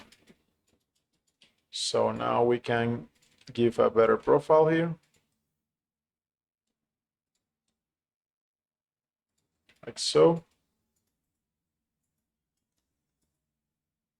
And at this point, I think, since we have enough topology and it's getting tiresome to, I mean, since we have enough topology and it has more or less proper edge flow, I think it's a good chance to try to use another one of my favorite tools, which is the brush tool. So for example, just come here and do other adjustments, and I can also soften this so it's not as cluttered. Can also do the same thing here. Oops, not sure what was that. This thing, we definitely need to do something about it. Let's just ignore it for now. Okay, besides that, obviously there's some weirdness going on.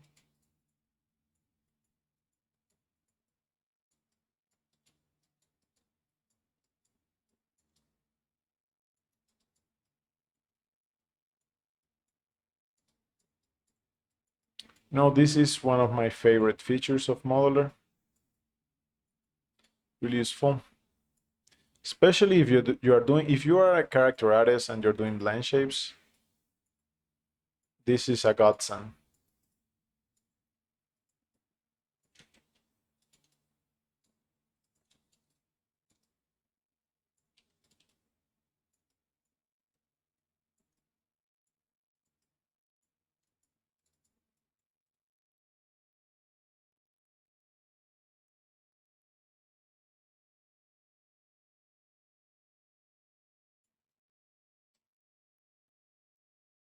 If these two guys can shake hands.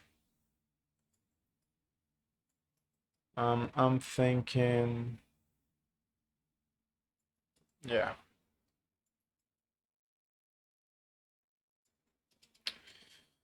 Okay.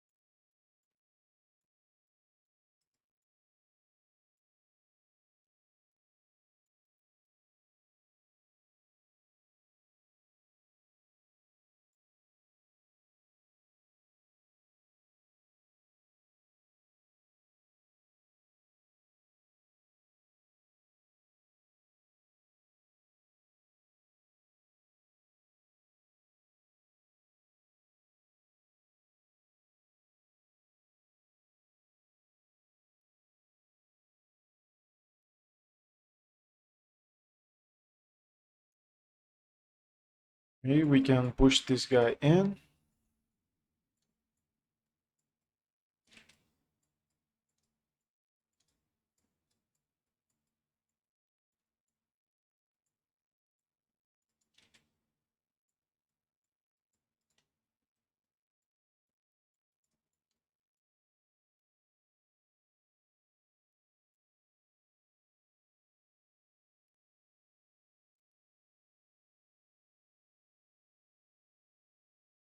Can select the whole thing, and I think we can flatten this auto.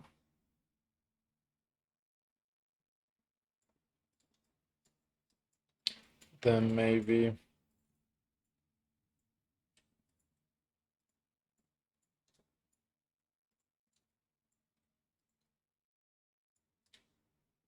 do the same thing here like this.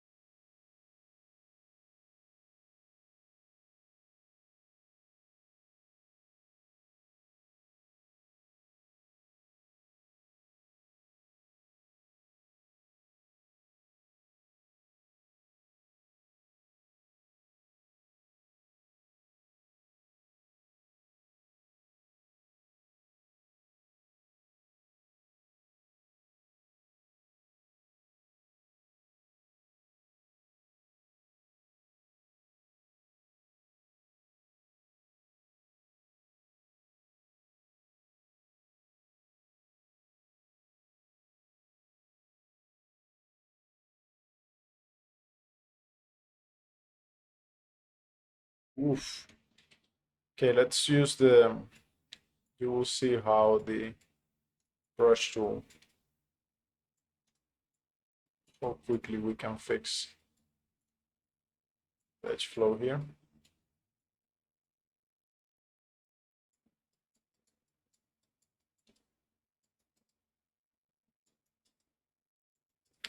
Okay, I think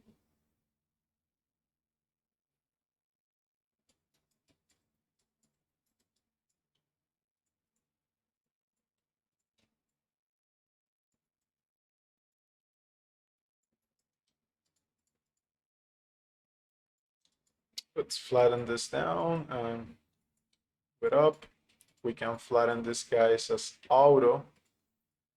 Then we move them up. Then we pull this edge closer. And instead of having this roundness here, we can, okay, let me see if I do. Okay, let's work like this. Select these guys and I say flatten auto. And then we rotate these guys like so. Sorry. This and then, yeah. And I actually want to make this whole thing straight. Out, now flatten, like so.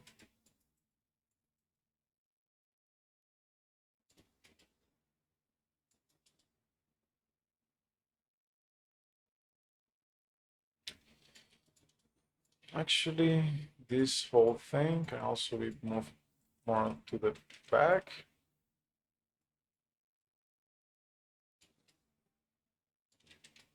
I'm gonna leave that for later. Okay.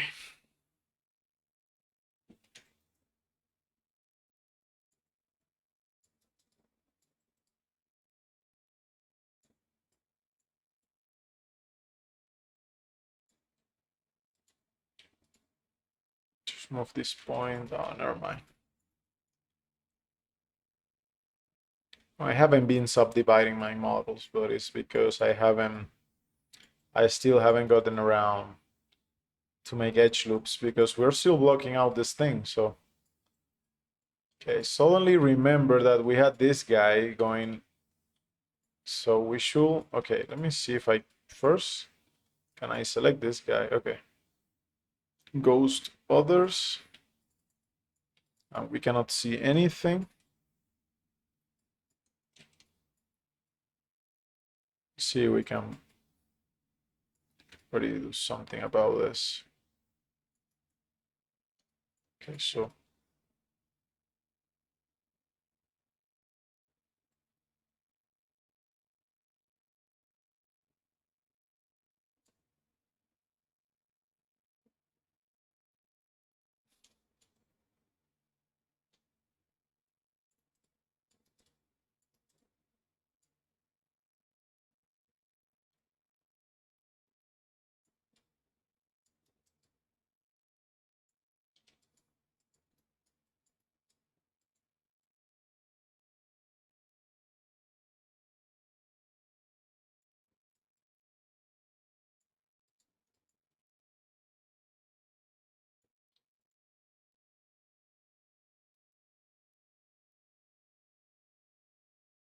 we see it from the front and we can maybe move these guys up. Turn off, select visible, and we select everything. Okay, I'm having trouble selecting these points.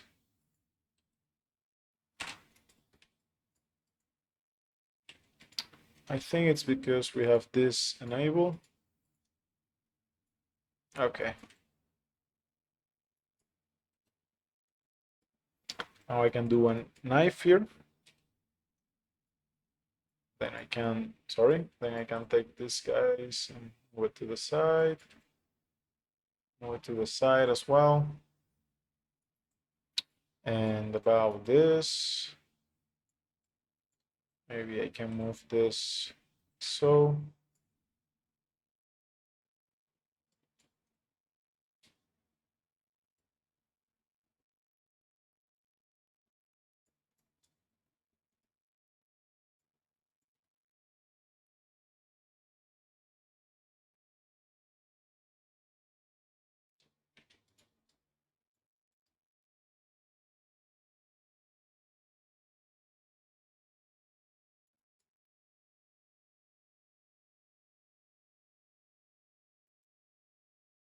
Let me make a few more edge loops here.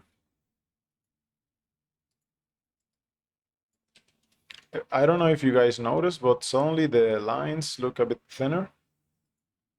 Let me see if I can do something about it. Okay, I don't know what's happening.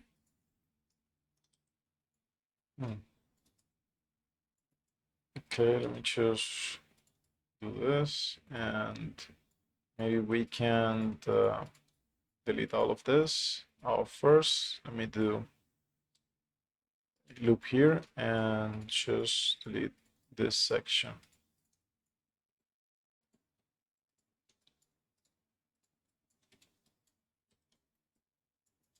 Let me do a bridge here. And we're left with these guys, but I can use the tweak tool, the pen tool, sorry, and but just like that for now.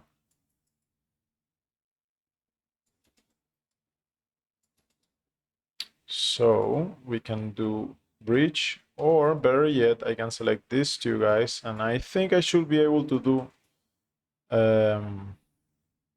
bridge connected. No? Oh, never mind.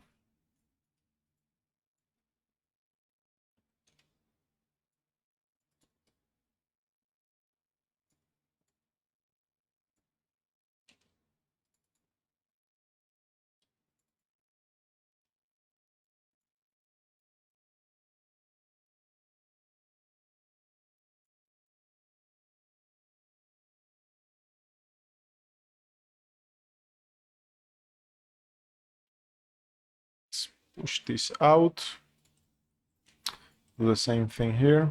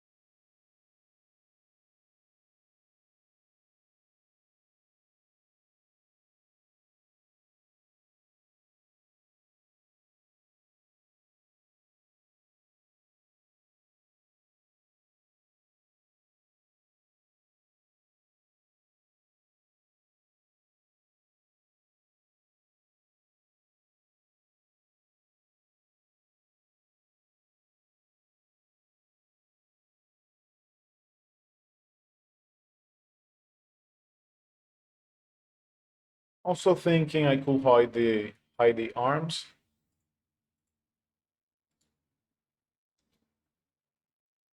And the fastest way to do it is to pull them out and turn that off. No, I can come back here.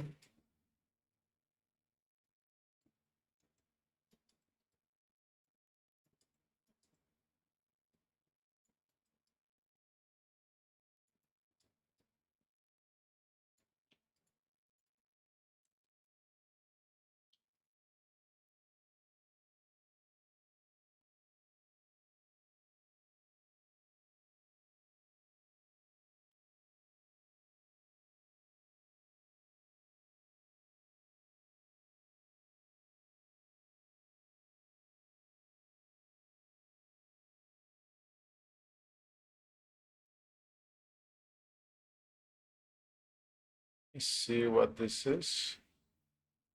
Okay, so we can push this one back. I should say tweak. to get back. And it seems like we have some problems with our edge flow. Maybe I can throw one more loop here. Wait a second.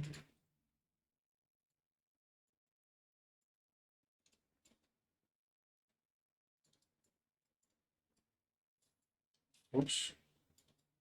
Okay.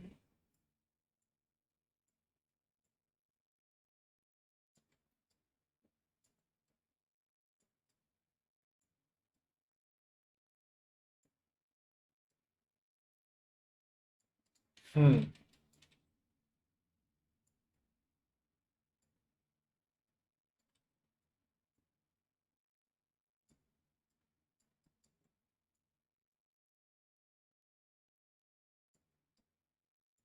I'm thinking of on making this topology work for us so I can do maybe some brush tool.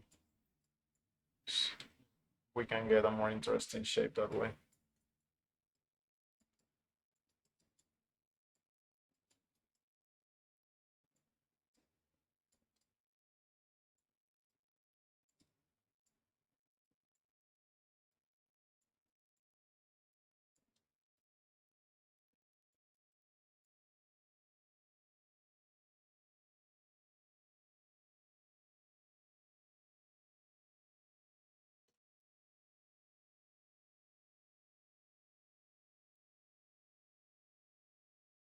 Wait, I think.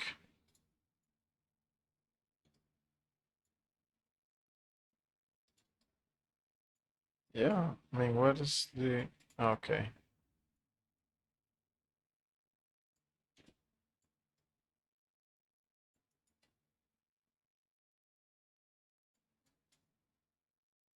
We'll also do it like this. Wait, we get a quad. So maybe I can push this to the back. And we can do one more loop here. So we have these guys.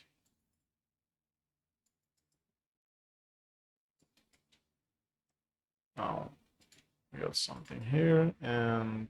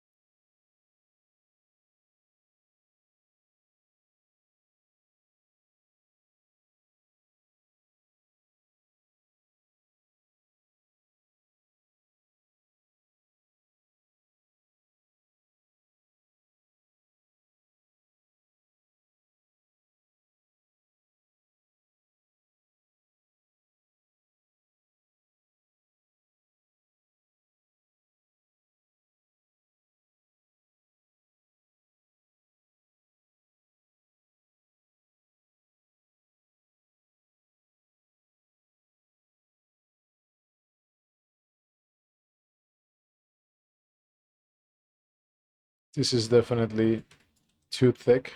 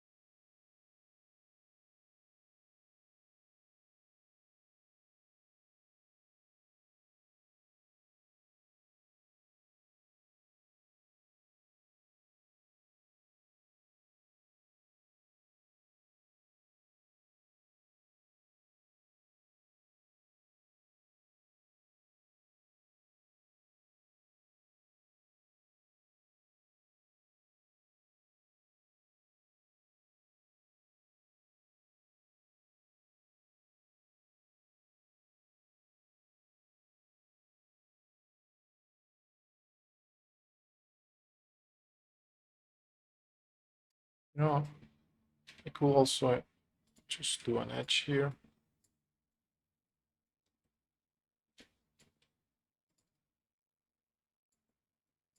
Wait, let me first fix this guy. Okay. I feel like we can just follow the edge.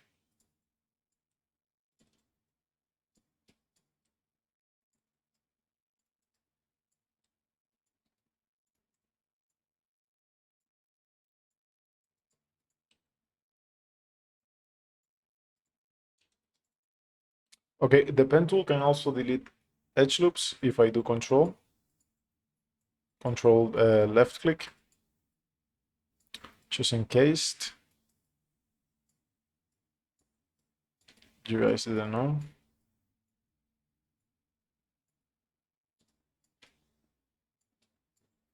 Okay, let me see.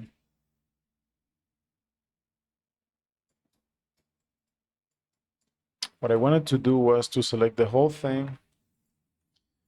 And I think, second, let me do it like this. I think this whole shape, it's not working. I like the backside a lot, but I don't think this one's working. So let me see if I open it up. It's gonna, if I open it up, it works. So rotate and quick pivot here. I do that. Yeah, I think that makes sense. I think I misselected a polygon, so let me do that again.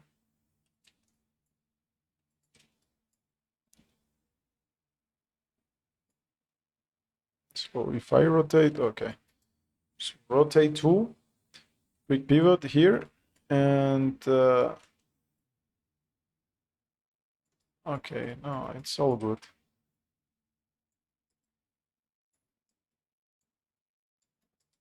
Maybe even do something like that, yeah.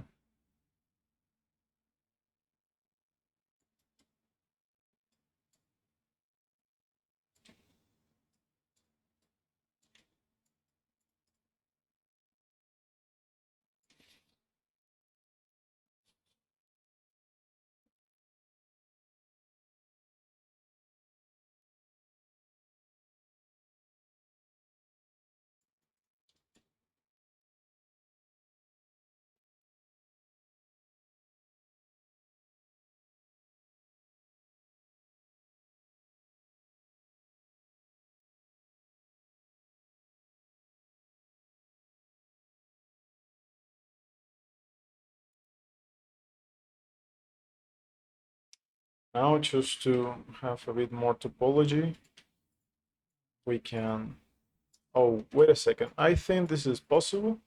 Let me see if I select the whole row, then, or ring, I should say. Ah, okay, no, never mind. Or maybe, let me see, if I do a connect,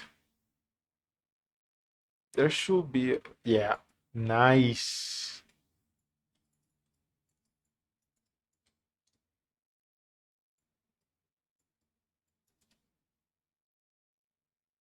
Okay. Should be like, maybe I need two of these guys so that this comes from here, and now we get this, and now we delete this guy, and we're happy. Good. I think I can select, let me do lasso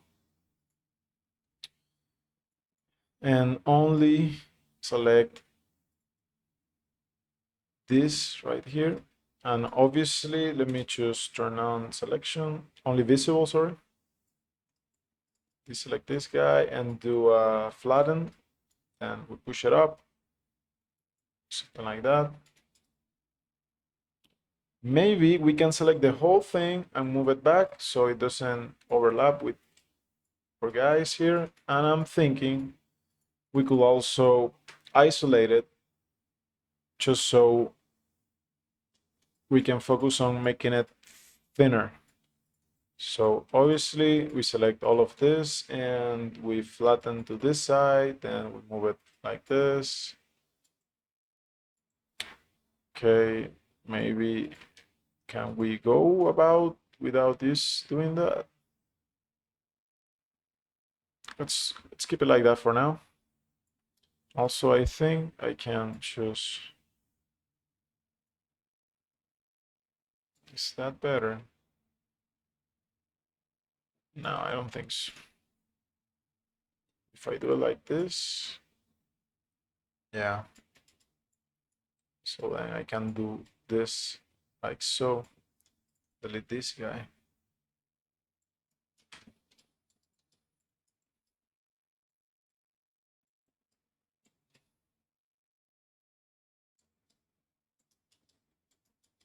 We can select all of this.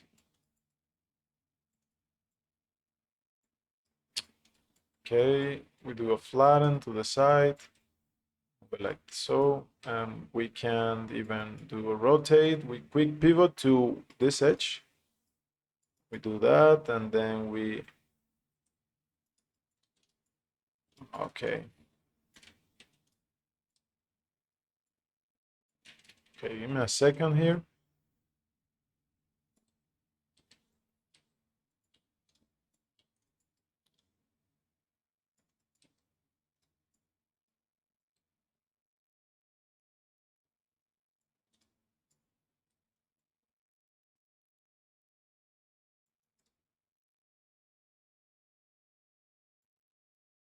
Maybe we don't need this guy. And maybe this guy, we don't need it either. Okay. Let's do a brush just to fix this edge a little bit.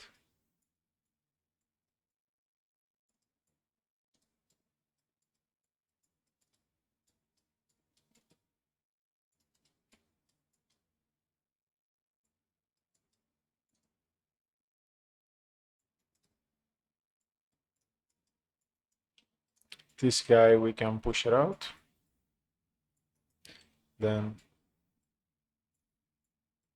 some more brushing.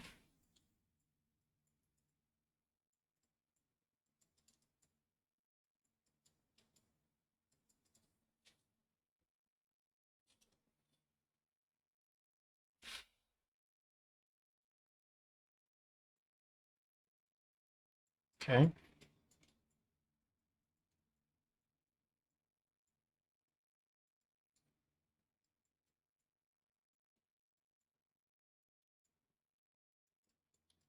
This can do each flow like this. Maybe now I do this, and if I do shift edge flow, nice. I do that again. If I do G for repeat, yeah. And now I want to select the whole thing and do an edge straighten. Exactly. Push it in, a bit to the side, just like so. Do the same thing, or better yet, I can select the whole piece, the whole chunk, and I can do a flatten auto. So we get, let's do the same thing here. It's a bit more hard surface, so to speak. You can select this guy and maybe we can tweak it into axis. And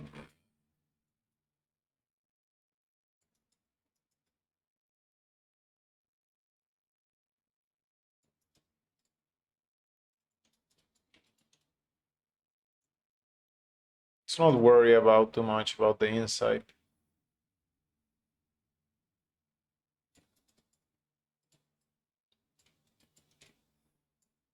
Okay, let's see how it looks now.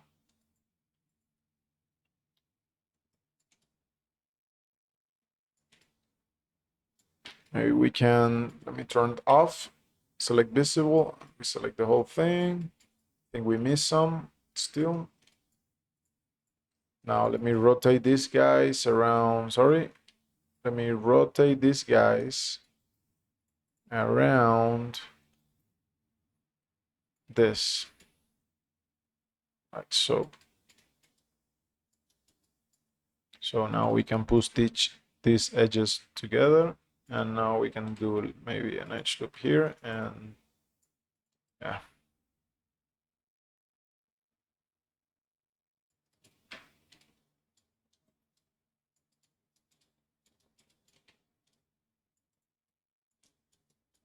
We're gonna work on the details later, for sure.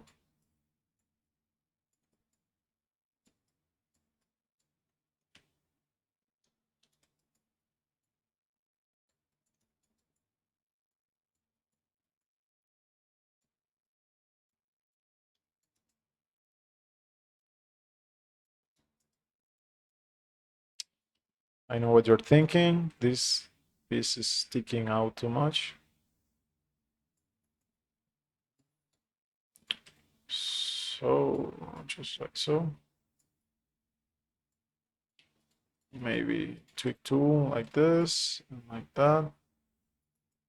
Okay. Select the whole thing and do a, let's do an align. Do we have a line on our little menu? We don't. Actually, we should add it.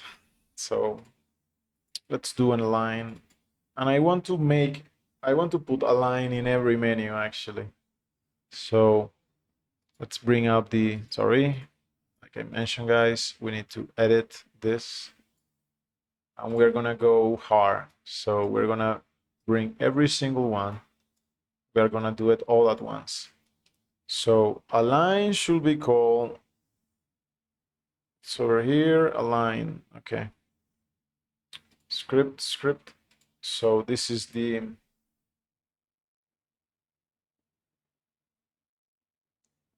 do we have a name? Okay, this is edge. So we can put a line here.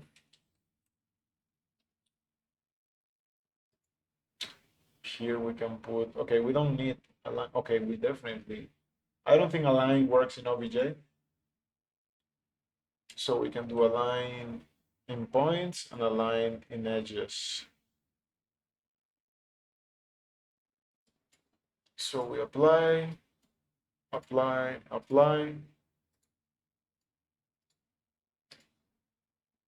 reload, relaunch, and we hide it. And now let's try our little setup, and we do X center. Did that do anything? Let me see. Align, X center. I think there is, maybe we need to flatten first before. Yeah, definitely. I think it takes the average and aligns the average of the selection. So we definitely need to do that.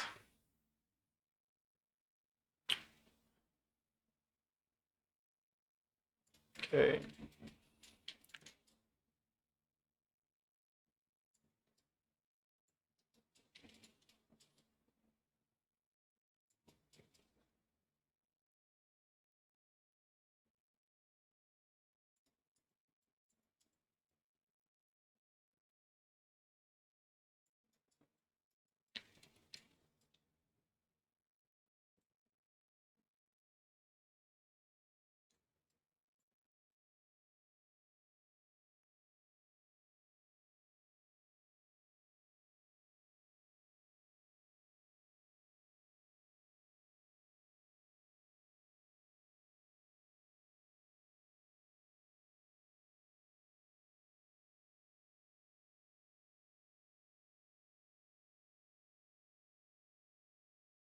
No, I'm just realizing that our guy is not able to do a split.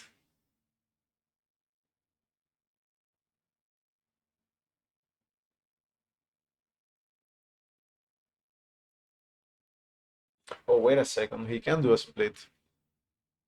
Yeah, it's just gonna look out upward, and this is gonna get in the way of his split actually. So maybe we can take this piece apart, we cut it, paste it, and we move it back, and we can extract it. Separate object. Now he's going to be able to do some sort of split. Let me tell you what I mean. So basically, let's rotate this guy based on this point. Now we do that. So yeah.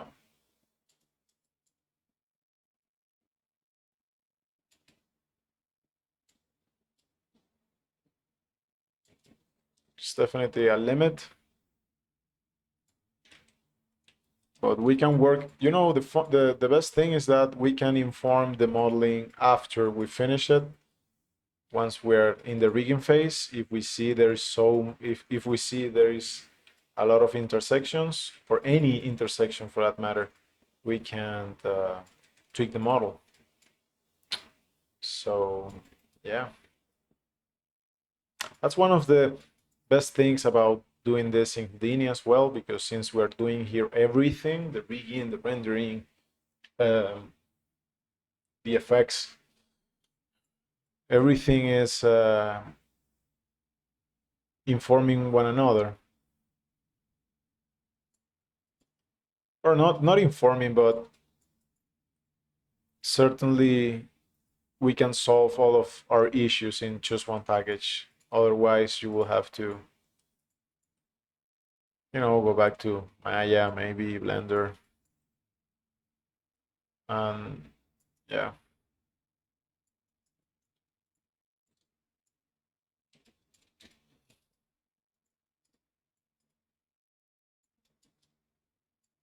Now we can maybe select this, or maybe the whole edge, and push it down, like so. Maybe I can do this, and from here I can, we can make something like that. Maybe we don't need this guy. We do have a triangle here, so maybe we can just give it a little thickness. So then we slide it back. Now we have quads. That's nice. Okay.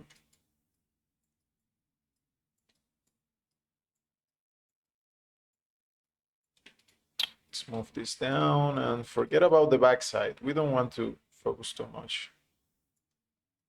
I always say that, but I ended up doing it anyway.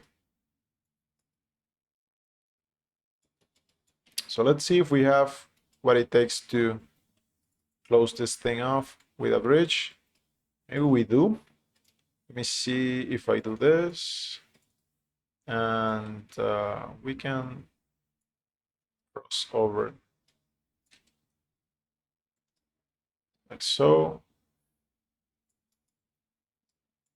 This guy, what is he doing? Oh, we have a spiral. Spiral.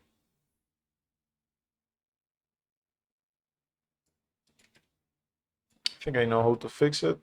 We can do it like this. Now we can just do it like this. We put these guys really close together.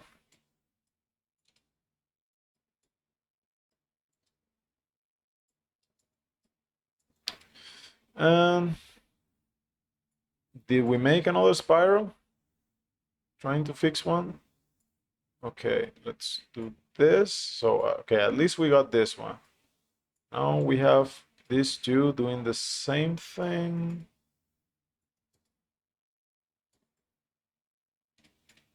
Maybe just do it lazily like this. Okay, we got this guy and we got this guy.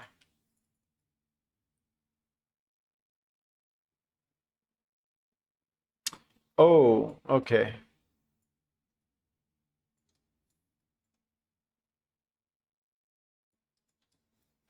problem solved. Now we can re-flatten all of this.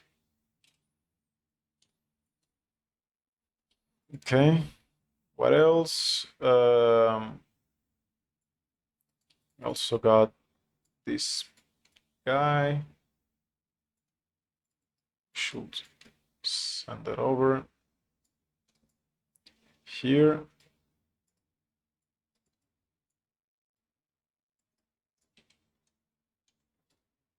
That's it. And maybe we can finally do like a fill and then a grid. Yeah, nice. So maybe I can pull these guys closer and these ones as well, at least the first half. And let's redo the bridge, the fill, I mean.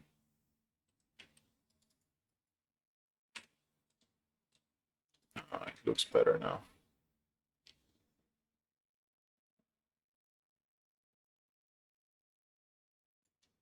Another thing we can do is we select these guys and flatten to this side. No? Okay. Maybe something like this. Sticking out too much, this edge.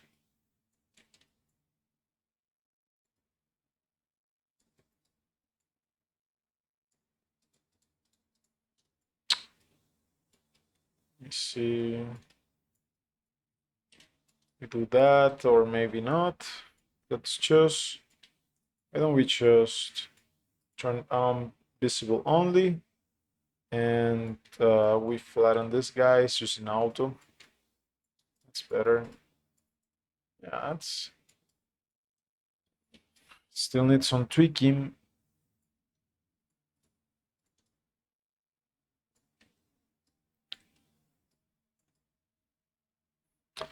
It's important that we don't push this too much to this side, because the whole point of taking out the other shape was to avoid intersections. So now let me turn off visible only and select all these points.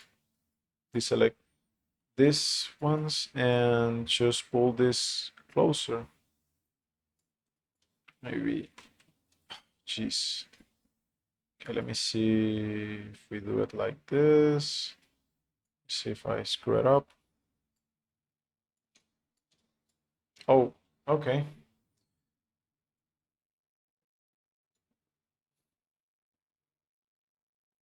Time to relaunch Houdini. I'm gonna take a little break to stretch my legs and I'm gonna come back. Okay, we're back. Let's open up the crash file. And now we can do a file, save as, and we do one more iteration. That's it.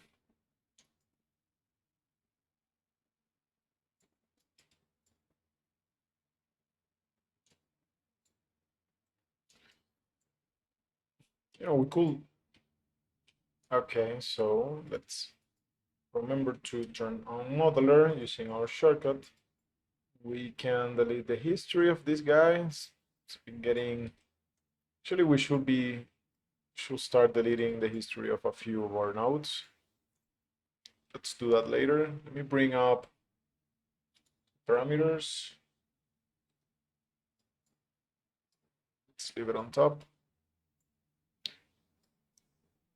Like so. Rescale this guy. Okay.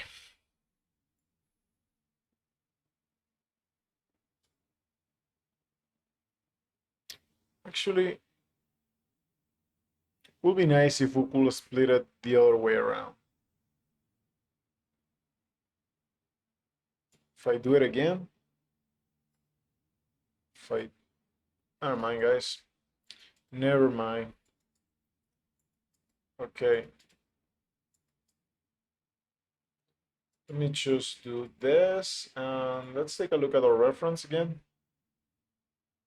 I would like to have something more like what we see here, because right now our current cover looks more like a diaper than anything else. I really like what they did here.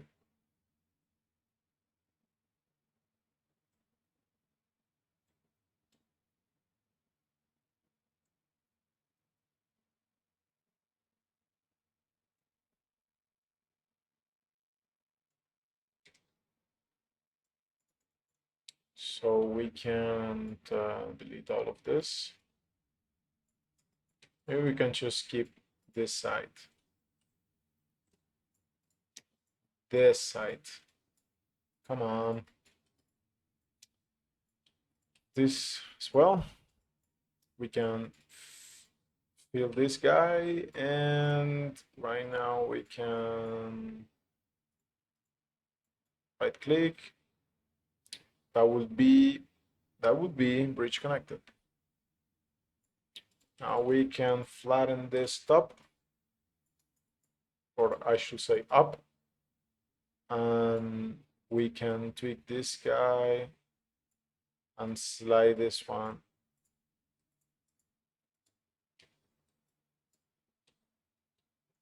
Okay. Now select everything and we move it here. And we can first, I'm thinking we can rotate this guy. Let me see a second what happened there. Never mind. It's like everything, and we can do a quick pivot here, like so, like so. I mean, I think it's better if it's pointing straight. Can we do that? See if I do Shift T. I mean, you need to be careful with this. Let me select everything, rotate, T, and then Shift. Okay. T. It's not an easy thing to do.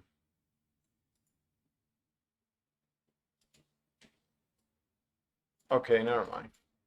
Let's just put like this. Tweak it in. And the way we do it so we don't get a diaper, what will be the way?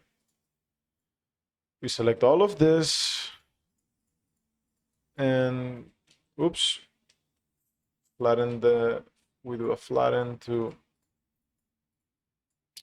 okay, making a lot of mistakes, but it's because we have visibility geometry only off. Now, yeah, should be able to do something like this and a little bit so. Now we select this guy and we move it down. Let's try to do something like this, something between these two guys. What would that look like? Certainly, like so. You can select this and do maybe an extrude out.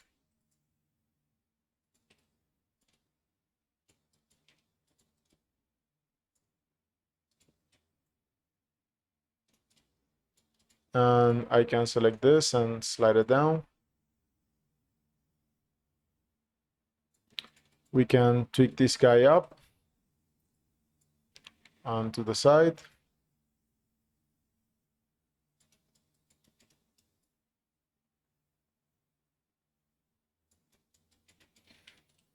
Select our guy, and I can tweak this guy up. Never mind. Maybe let's do this and increase the selection. Now we can switch the pivot here and move it up, tweak it. Okay, the tweak tool is misbehaving.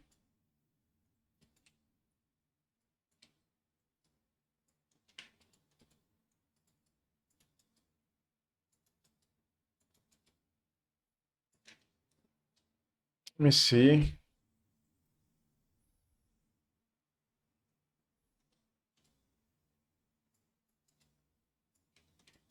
Do we want this to be pointing down or not?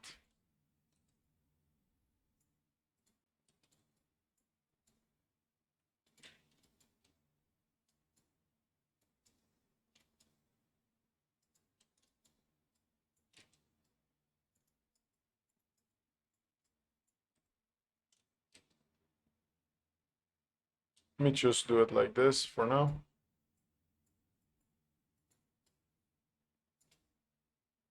Since the tweak tool is a bit weird right now, I'm just doing the normal transform with the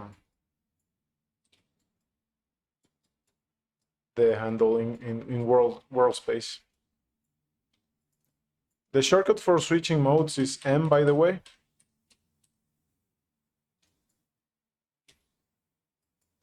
Okay.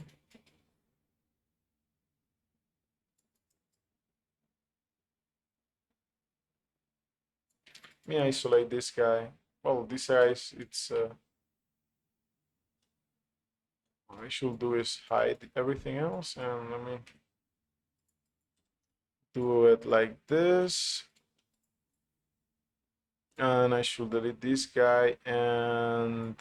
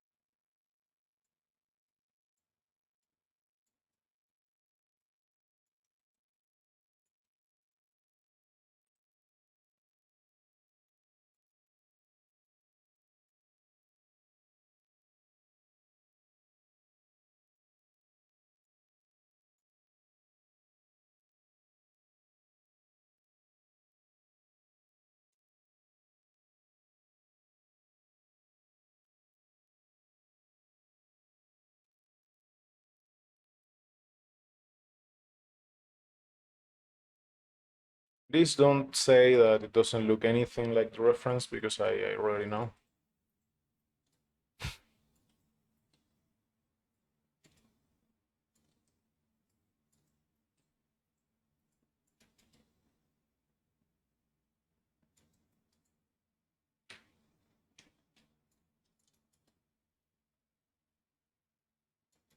I think maybe we need to flip this guy. So let's see if how does it look if it's actually the opposite way. Obviously the normals are flipped, but we can select everything, shift right click, and we can do a flip. How cool is that?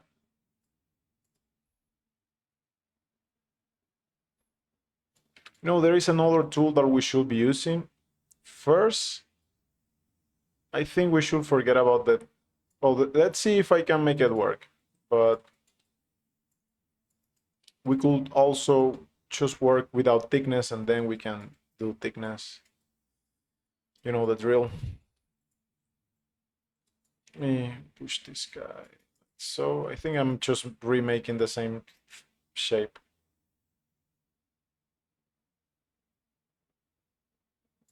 Let me come here and okay, no, never mind. Let me select everything and let's do a lattice to see if we can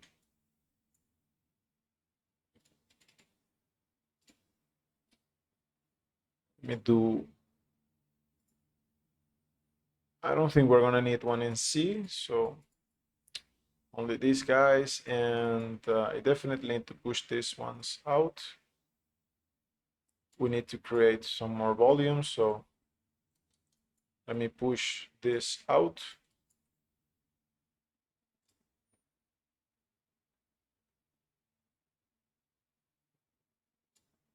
Select all of this and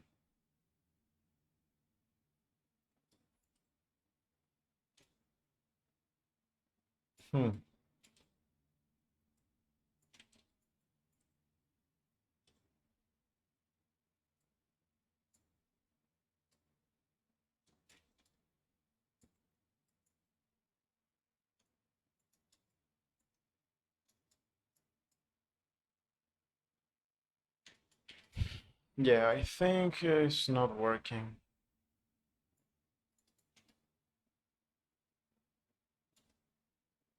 Maybe your diaper was better.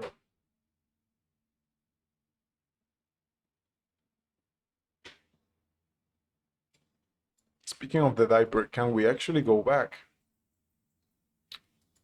Let me see. Okay, maybe we can go back. Yeah, let's keep this shape. Let me see what more changes I did here. Yeah, let's keep it till here. So deleting history is not a good thing. Always. Yeah, guys. We had it since the beginning. So let's do a lattice again, because even though I like this shape, we can still tweak it a little bit. Let's do 1 and 2, and I just want to, at this point, I just want to slide these guys out. Maybe this one a little bit more, maybe this, and you know what? Let's just drop it for now. It's show all.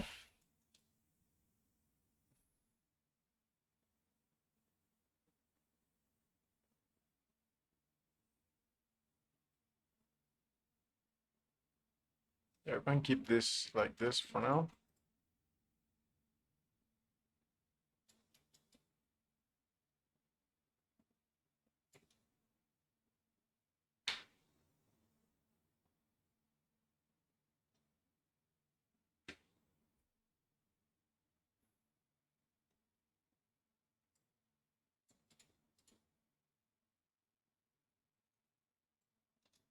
Okay.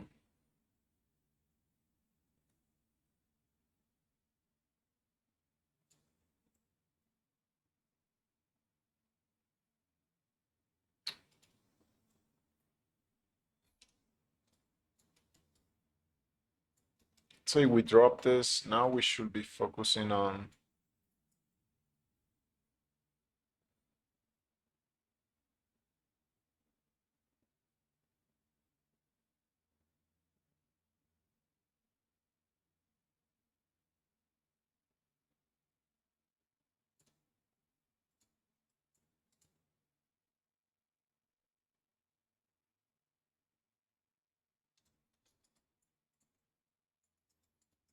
we move this piece to the side.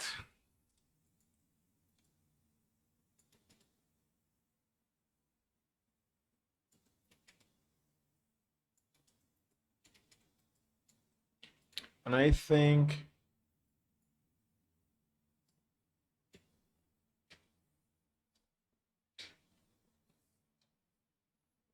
I don't know what the best way to do this, but if I move this to the side, we can see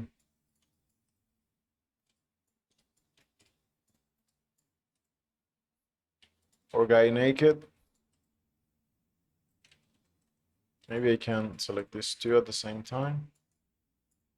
Now I can move this up.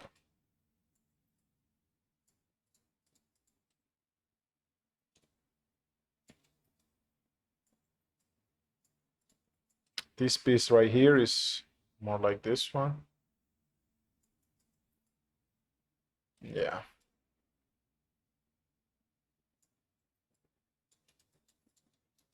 So let's come back here and start working on this guy. For some reason, it's not letting me go inside, and I think I know why. If I come here, say that I want to switch to polygons.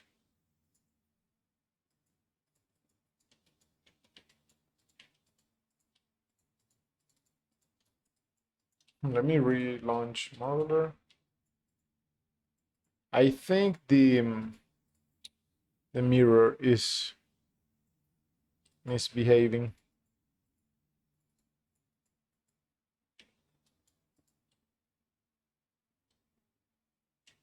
Okay, let me see if I can figure this out. If we hide everything else.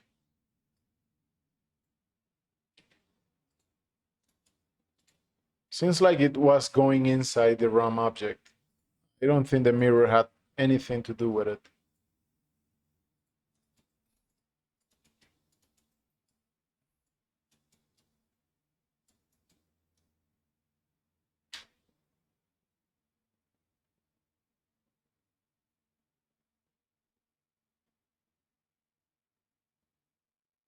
So how can we combine something cylindrical with something more flat? Because one thing that I would like to do is maybe this guy to be more flat. So first, let me here want to get rid of all of this. And we also need to orient this better, right? If we go to object, well, we can just select the whole geometry and we can put a pivot here. Now we can move this guy like so, and just using this perspective, we can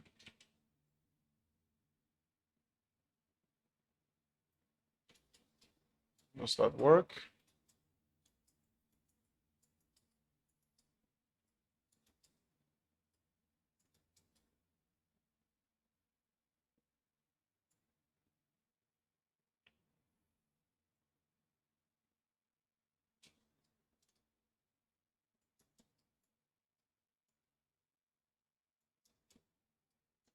Let me do this and move it down.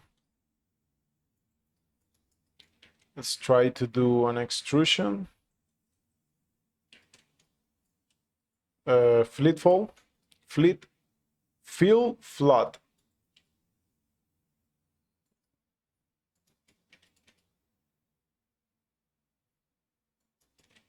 Now maybe we can leave it in the middle.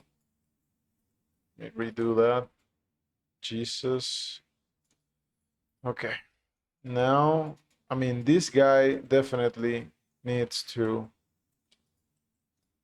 be extracted, right? So I select this and extract this guy. Let's come back here and select this edge and do a color pick. Come back here to this guy. And we want to subdivide him. So if I do shift right click, do we have a subdivide? There is one more thing that we should assign here. In the meantime, we have subdivide here. So we can we not have the corners smooth? Let me see if there is a vertex attribute. I don't think this one is it. No boundary. Yeah, sharpen edges and corners. Perfect. Now we can come here and I can do a bevel. Now I can also, let me see if we can make this happen.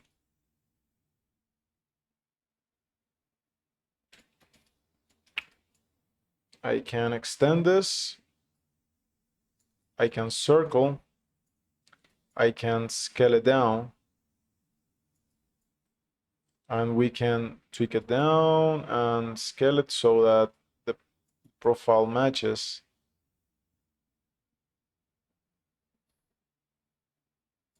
Now we got something there. It's not perfect. Actually, how does it look subdivide? It's not too bad.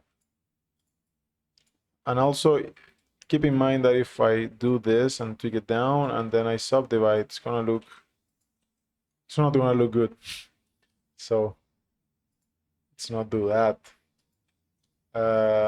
Yeah, I mean, this is, let me do one more here.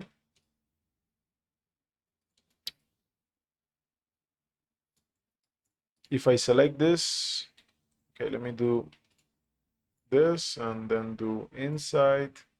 Then we can do I'm gonna show you guys a trick. If I do this, right? Oh, never mind. I just can flatten this down and then I recircle it. So let me recircle this too, guys, and maybe match the like this, and yeah. And obviously we can play with the profile here. Something like that. We can delete this guy. And yeah. How many? We have 14. 14 is good. I believe here we have 16. Okay. So, maybe we can just do this and we can match it. And so we recircle these guys. That is beautiful. Now we select this loop right here, and you know what we're about to do, right? Straighten. Awesome. That is good. Okay, so now we come back to this guy and let's select everything and scale it down. And we tweak it up so that they more or less match. Okay.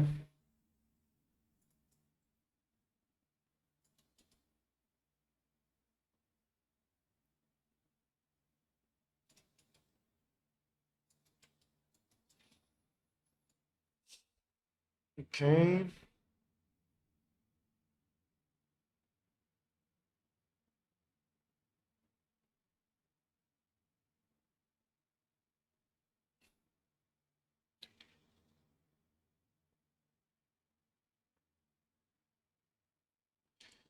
Okay, maybe we can do the same thing we did with our drone from yesterday here. Just let me pull this down. Let me focus on this guy for now. So I want to grow the selection. Now I want to shift W for extend. And I want to, I want to square this guy to make it into a square. How should we do that? What would be the best way to do that? If we have 48, I mean 16, it's 4 to each side. So maybe let me first delete this because I believe we're just gonna be doing more work than needed. So let me do one more here. So I select these two guys and do a straighten. So let's straighten these two guys and do the same thing here. That would be so. 1, 2, 3. Nope. Wait a minute. Okay, we're good, we're good. We'll be here. Then we do straighten. Same thing here. Let's press G to repeat. And we do the same thing here. Yeah. Now we have square. Okay, if I subdivide this guy, how ugly does he look?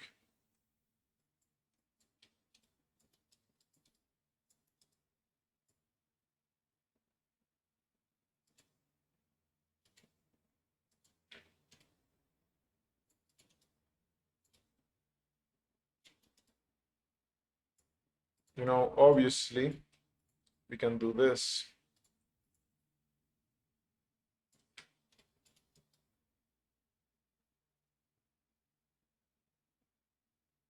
And we can decide later if that looks good or not.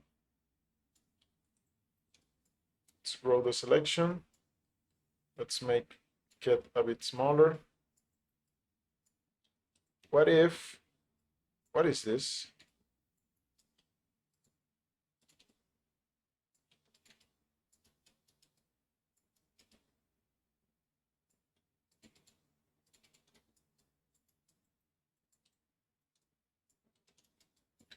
Seems like we had some leftover from other sessions. Let me see what happens if I extend this inside.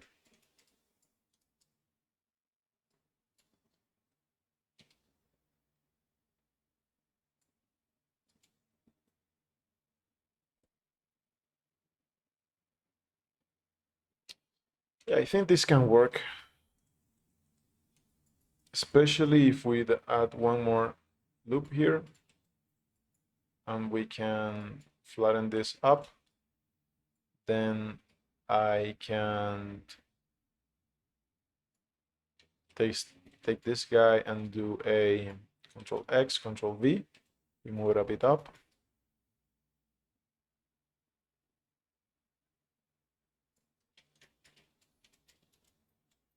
I know I only did the details on one side, but I'm still thinking if this is gonna work or not. So let me put this guy to the side. And are these different objects? No, they're the same. Okay. So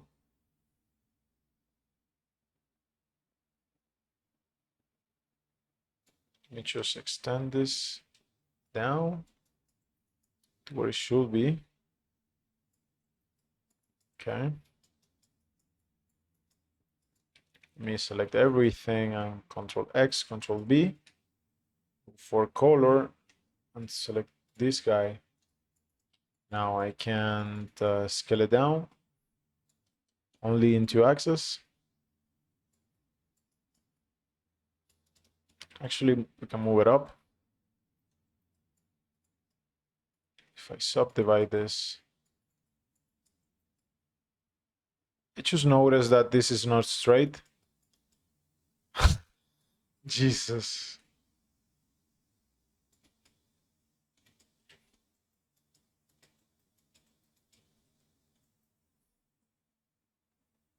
Let me see if I can show you guys a different tool to fix this.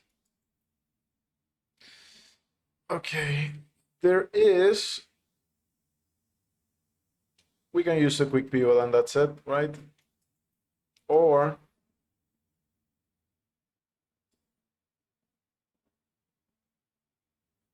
can just wing it.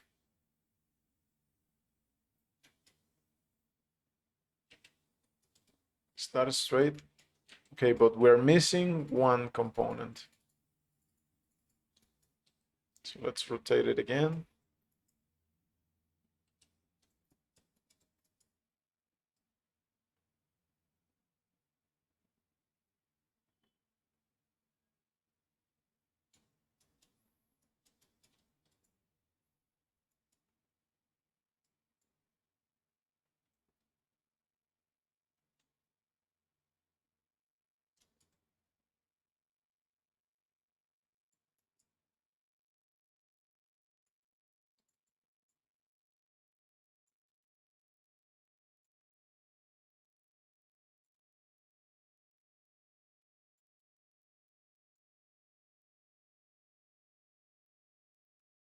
Let me see if I can find any reference to, I know there is something here that I like.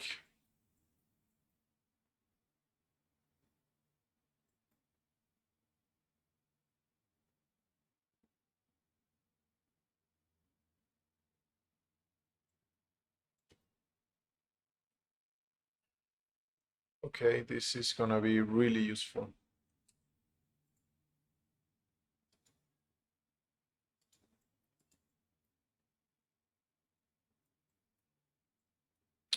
Okay. So maybe we can forget about this fixture for now and just focus on this guy. And we can start to, I don't mind to get really, take heavy inspiration with this one.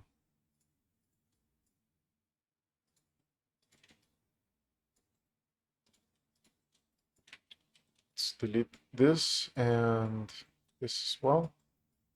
Now we can add a few more cuts. And if you want to make this perfectly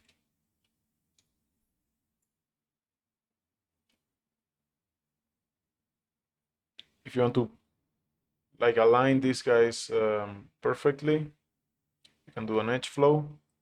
It's zero curvature, and that's it. So this piece, we can push it back. Obviously, if you want to make this proper, let me make this and loop and do a small bevel. So now I can do something like this, right? Now I can select this and slide it down.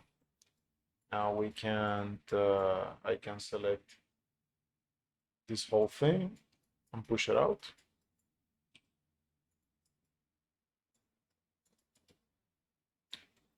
We can also, actually, we can be more generous. Now we move this down and what else can we do? Can push this one like so as well. And I move this up.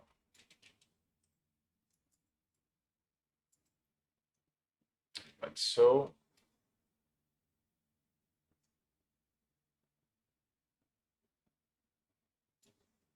And okay, no, maybe not and, but we align these two guys.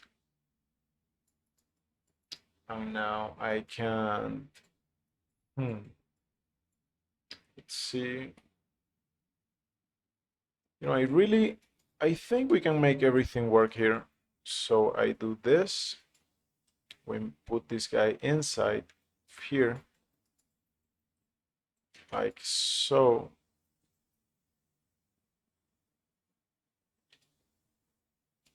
Let's put it in the middle, more or less. Now I can select the whole thing and move it to this side. Next is, actually, we can't,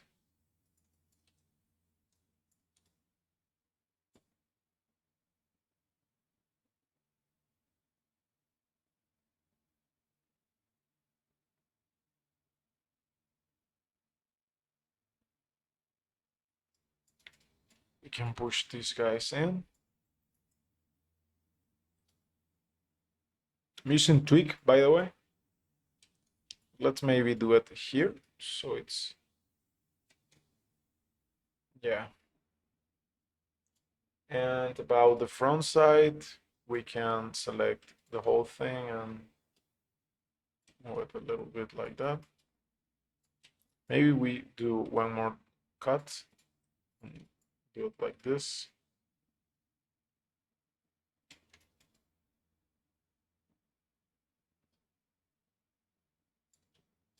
What if I take this guy and push it out?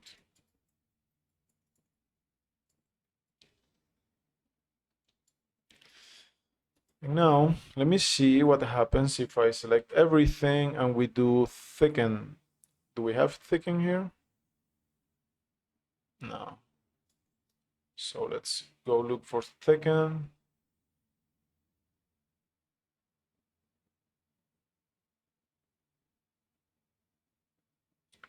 Thickness should be, okay, I selected everything by mistake. So let's not do everything.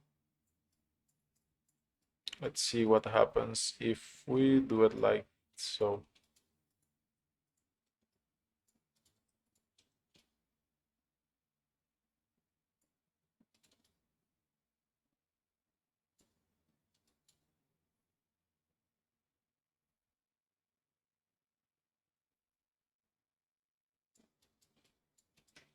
Let's do one of these guys.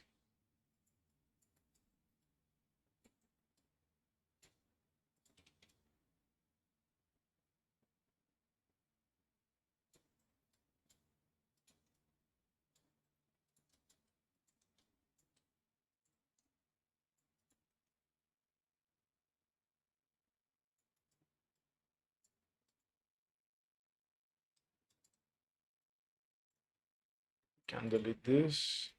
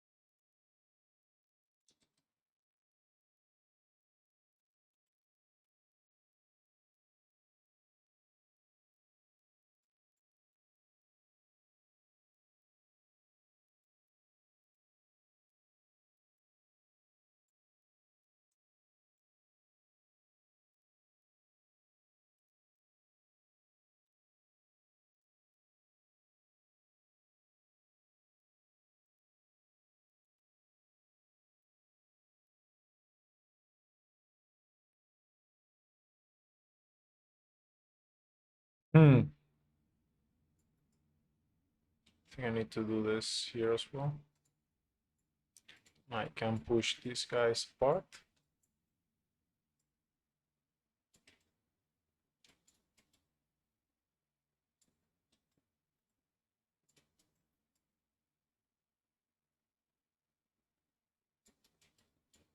Also this right here.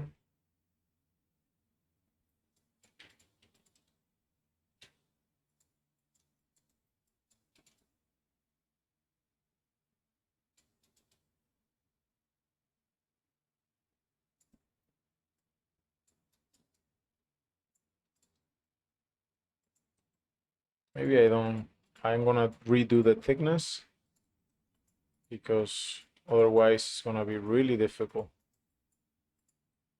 to reach everything, all of this. Let me see if I come here and I do. Okay, on the back side, do we want it to be like this or?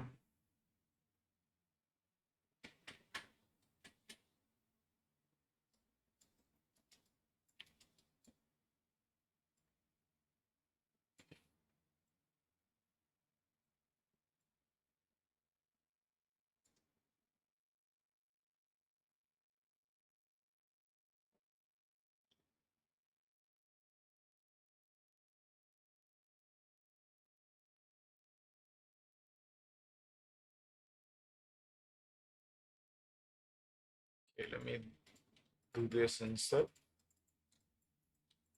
Let's forget about this piece for now. Let's flip this guy like so, right? And so that these two pieces, maybe I can.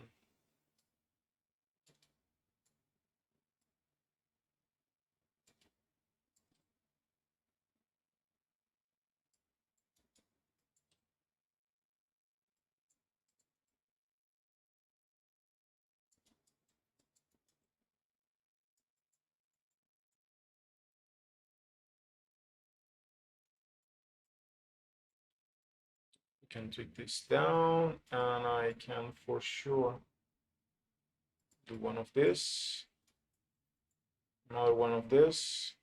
By the way, if you guys want to put one of this one edge loop perfectly in the middle, you just do zip arm one.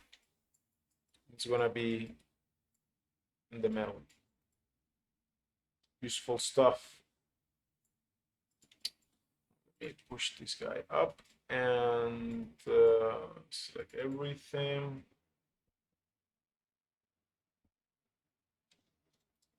We move this up and maybe to the front.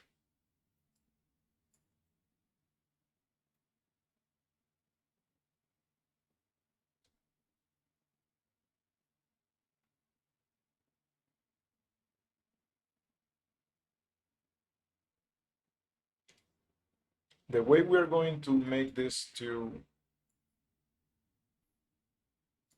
pieces match will be with some bevels, but we're not ready yet for that.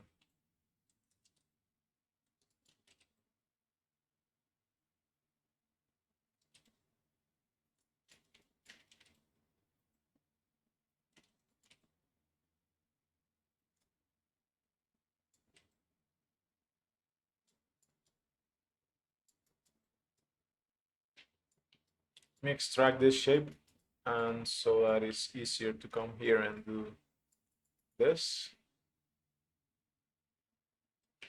And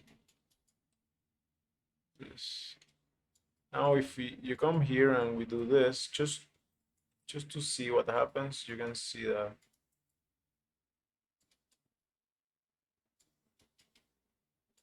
at least here, let's say this section right here, if we do, sorry, we do a bevel, come on, we get a better match.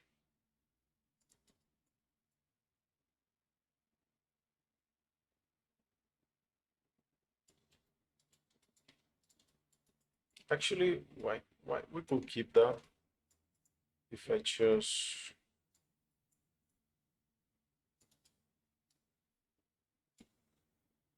bring this down.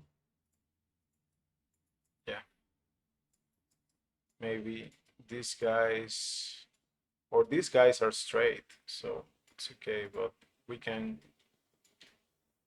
do that.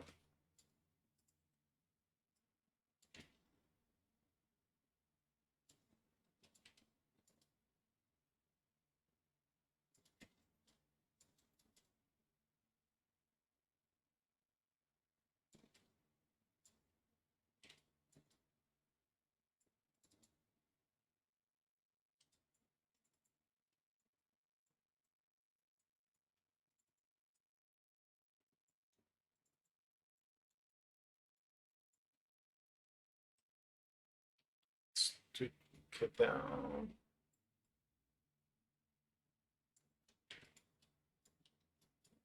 Yeah, I think I saw saw something suspicious here, but it's nothing to worry about. Maybe we can choose like this for now. And even we can even add one more just to make it a bit rounded. This. Now these guys should match very well together.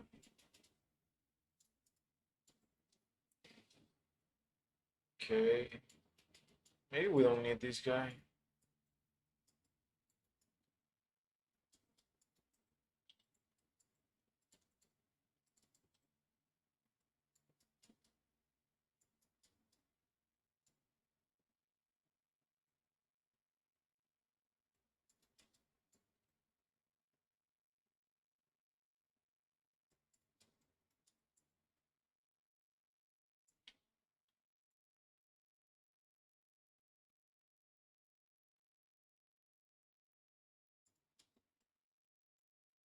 So let's try to do some, not thickness in this case, because I want to only extrude out. So we're only going to do an out extrusion with the back turn on.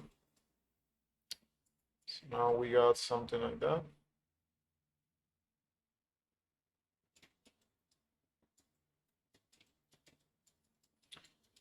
Obviously, it's a little bit too, it's a bit too short. It's a bit short. That's easily fixable. Can just move these guys down. Same thing here.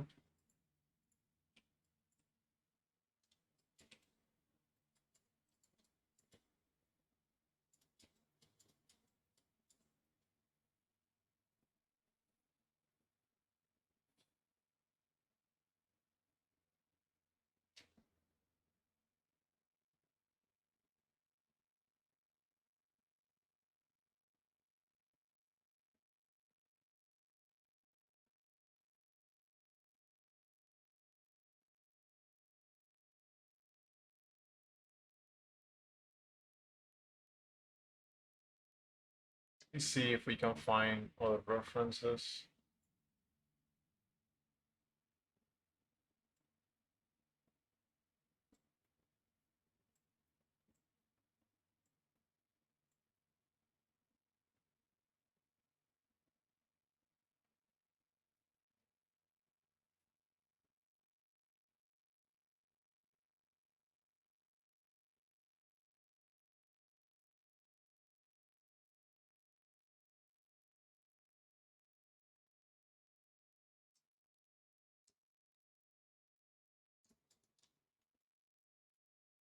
Actually, if we can do something like that, if I just,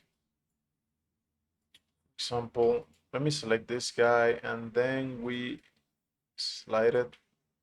Now I do this up. I do Control D for duplicate. Then I move it slightly and then we do an extrusion, or maybe not an extrusion, but we do an extension like so. Maybe we can move it all the way, right?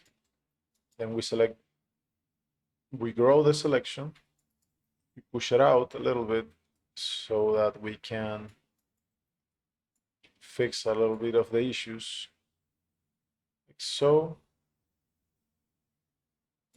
This is gonna be like an undercover, like so. But the cool thing is that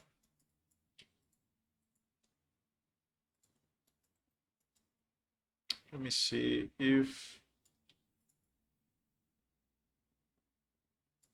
okay, we also need to fix this guy.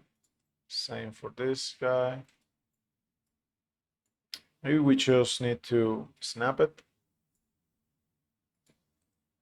That should be better.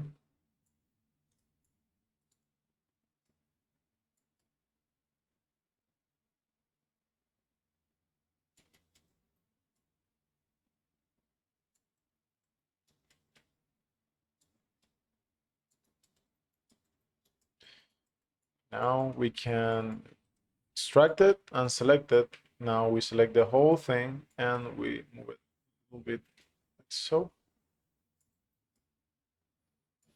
Maybe only this section, we push it out like see, like so.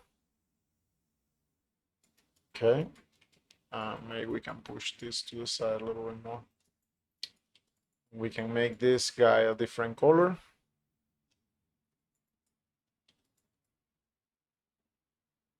Obviously, there is no point if we cannot see anything.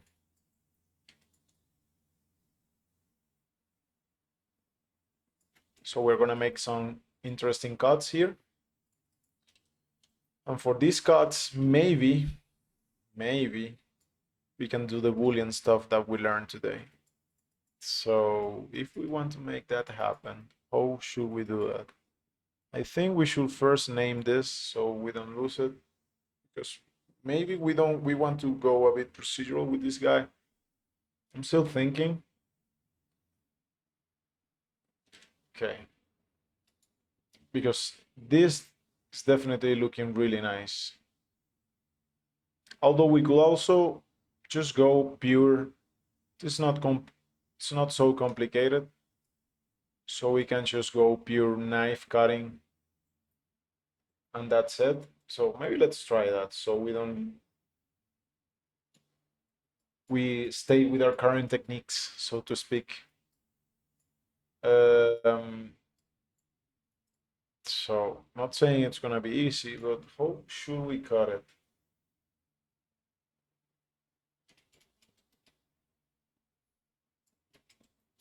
Okay, first, I would love to keep this section here. So we don't touch this guy. Okay, wait a second, let me just hide others, and I think, yeah, we're missing this guy, so let me just C to toggle and get quads, and we need some thickness, so we do it like that. Yeah. Now we can, yeah, this is not gonna be easy actually. You know what? Let me see how it looks, subdivide. Okay.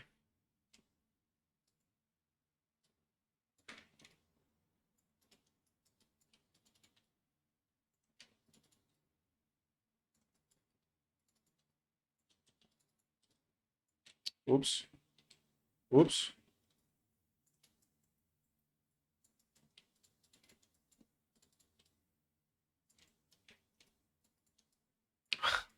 Oh, this is gonna be more difficult than I thought.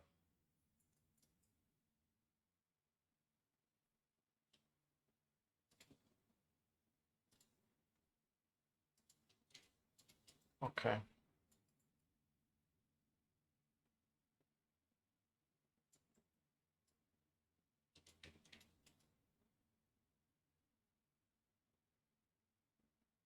These guys are not aligned, that's why we get that. Should we align them though? Maybe initially, let's do that. And the same thing here. Push it to the side. Let's do the same thing here.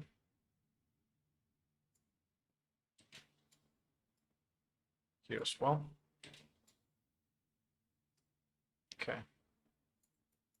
And about these guys, maybe we do like so. Let me show those the others. Okay, we're still good here.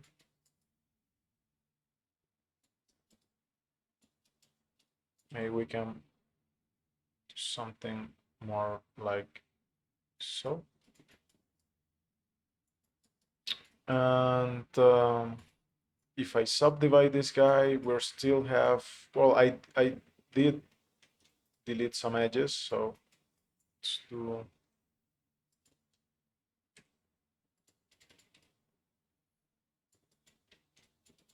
and we need to, of course,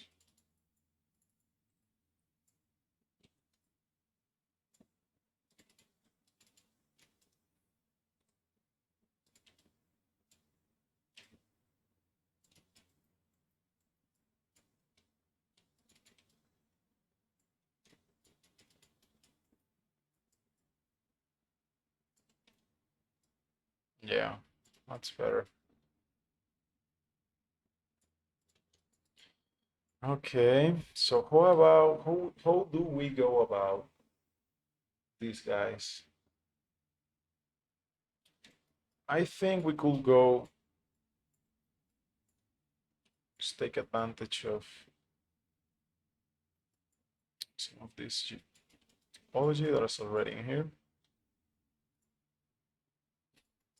So because we can detail this later on, maybe for now we can just keep things simple. Just to have that detail there as reference. So let me, if I do this and I bridge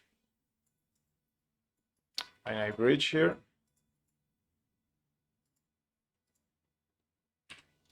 then I do a loop cut and I do, let's say, I can just stay with 2, bevel these guys. I can select the middle row and actually let me push these guys apart. Let me do this and grow it a little bit, like so. Okay, obviously we need to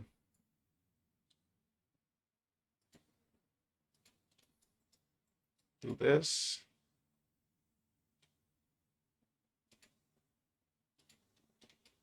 Okay, now this section is good. We're only missing the corners. And for the corners, I'm thinking let's just, maybe if we just crease it, we're gonna get what we want, because I don't feel like complicating the topology too much at this point. Let's see if we can do a crease and be happy, although I doubt that's gonna happen. Okay, so crease tool is somewhere around You know, Crease tool is a perfect candidate for the quick menu. So we do, okay, now it's not working. Oh, but I think I'm overcomplicating myself here. So now we get this thing straight and we can do this again. We can terminate this ends later.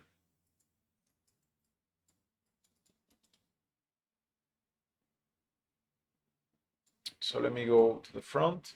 Is it the front? Yeah. Make this big. Let's hide this guy. And I want to move this guy down like so. Yeah, maybe a bit more even. Okay, now we can do the same thing here. Let's do G several times.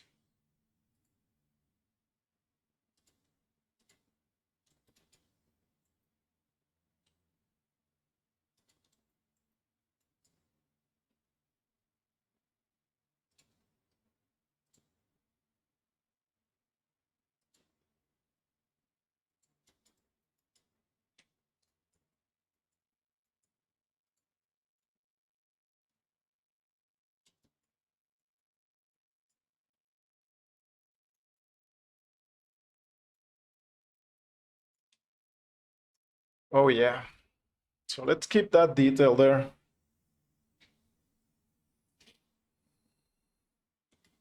What else can we do, guys? Maybe we can push this panel out. You know, I'm getting too excited about subdivisions. I didn't want it to reach this point yet. Whatever. Let's just make Houdini crash, I guess, while we're still in the blockout. Okay, never mind with that. I mean, I do like that, but I think we need to push it. Like, sometimes when I use this mode, it's doesn't read the clicks.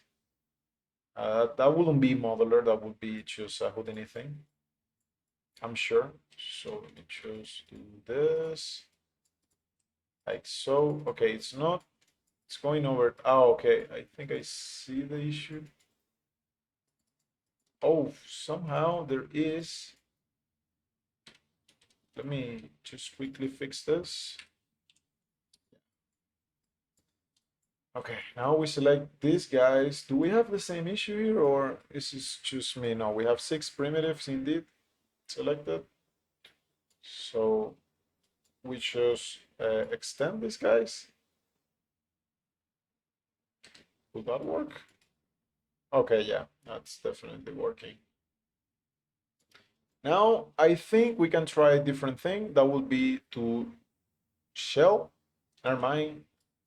We need to transform this to boundary. Now we can bevel this with C.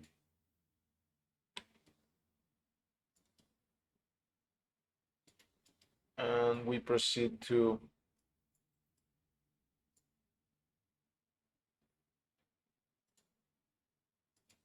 you know, this might look really inefficient because we're throwing loops everywhere. But the point here is that after you've, let's say, finish your design, you can start terminating the loops closer. So it's much more optimized and you don't run the loops throughout the whole geometry. But for now, it's better practice to just keep it like this. Meanwhile, in the meantime, so you don't maybe, I mean, it's, if you're not sure if this is going to stay like this, there's no point in optimizing it. So even now I think we're doing more that we need to do, but since this is for fun as well as for learning, I think we're good. So maybe we can do this and float fill and push it inside like this. Let's keep it like that. So maybe that's going to give us something interesting. Yeah.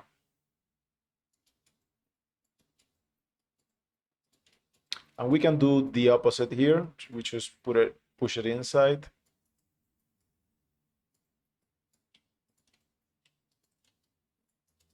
But I'm sure this thing is gonna behave better if we give it some leeway.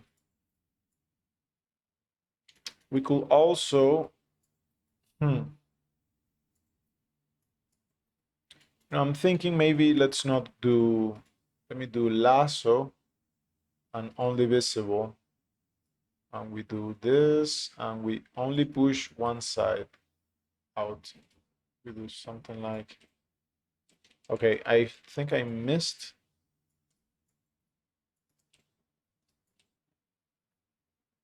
Or maybe these ones go out like so.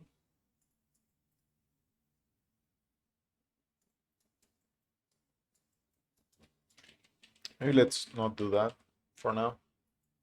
And let me choose, what if I get rid of this guy?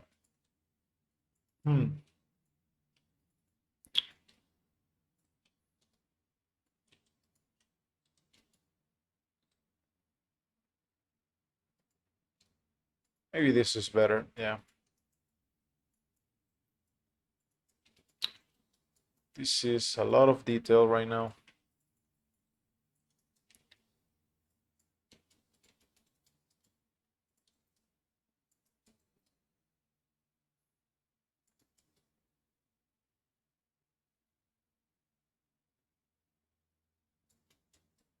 At least it feels a bit more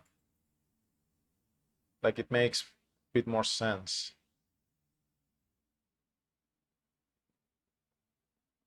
So, not sure how I feel about this section. Maybe we can, let me do that. Just to see how it looks.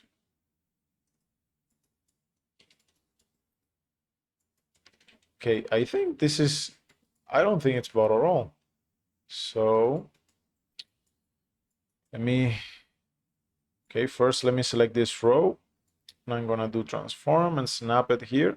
Okay. I need to do a quick pivot and put it here, and then I move it there. Now I select these guys, and I think it's important to, oh, never mind. We tweak it to the side. We tweak it to the side. Okay, I think we're having some of those issues again. So let me just do it like this and select the whole thing. Let's make it so that they match. And it's not perfect, but it's not like it matters yet. So now we get that, and maybe, just maybe, I can select all of these guys and push them apart if this left me. Yeah. Maybe not. Okay. Maybe I can also run through something here. Like I can borrow from these guys and maybe I just pick this and I do Control D and we move it like so. Then I extract this guy, then select this one and this one, and I do a merge, combine, I should say. And then I do color pick, select this guy, and now they're part more or less of the same thing. Now I can select only the top row, and we can do some extensions. So I can now do this. Now G for repeat, move it up. Now I do the same thing here. We do some, let me do maybe a cut on the side, and I only do an extension here. Like so. Maybe G again, G,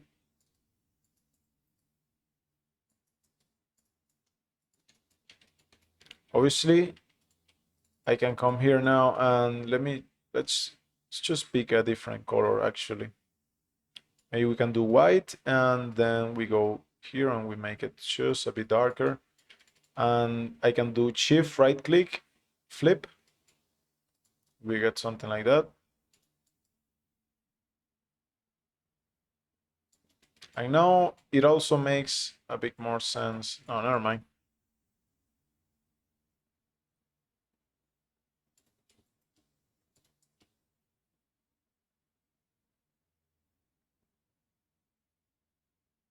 Yeah.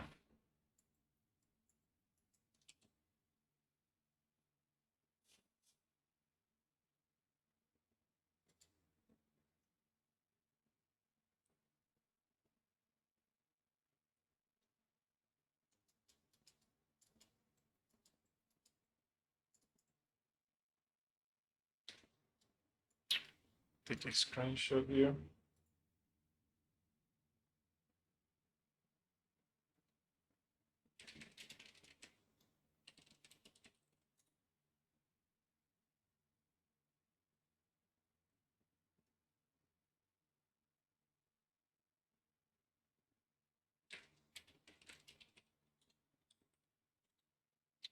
You know, I just think we can do small detail here.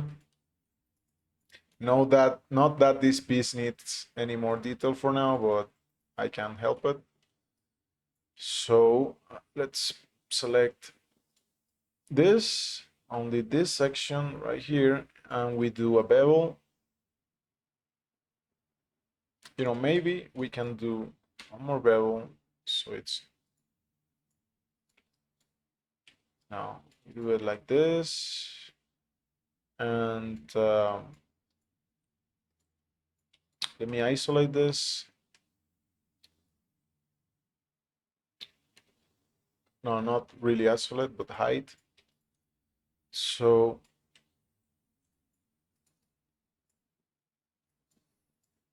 and you know, the answer to this problem still eludes me, because what I want to do is to like bridge these two guys. But if I do a bridge, it doesn't work like, oh, never mind. Never mind. You know, sometimes I try that and it didn't work, so that's why I'm a bit shocked. Obviously, we still need to fix a few things. Since now we're working with a lot of topology. Don't do this, please. Now let me just, oops, what's this? Bevel this guy.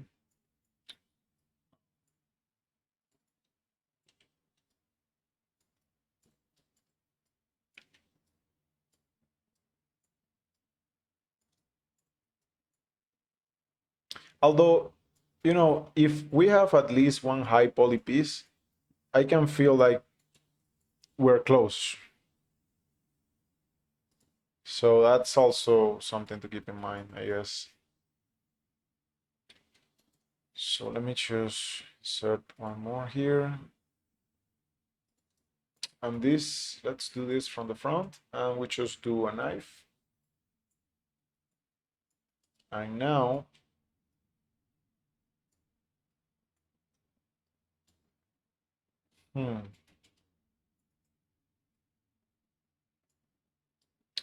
we'll let you guys in a little secret. Since this is all flat, you can be really dirty with your terminations as long as it is a flat area. And I do have a rule when I'm modeling subdivision surfaces, because you can spend a lot of time tweaking the topology until the topology is perfect, but the actual model just looks the same, right? Because you tweak and tweak and tweak, but those areas, the smooth, it's good anyway. So what I do, my rule is the follow. This is my rule. As long as the model looks good subdivide, I don't care about the topology. I know. What an outrageous thing to say. But you know, it have served me well throughout the years. You choose as long as it looks good subdivide, I don't care. Obviously, we're gonna fix this, but yeah, for now, as you can see, I mean, the corners look good. They're subdividing well. And since this is flat as it can get, it doesn't matter, really. Actually, huh, maybe if we take advantage of this, maybe we can.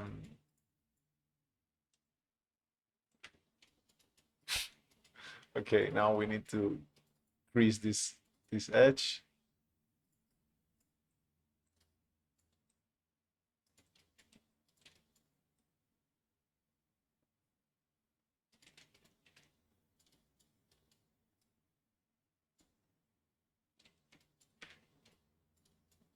I am not sure about this, so let's ignore it for now. Let's keep our flatness for now.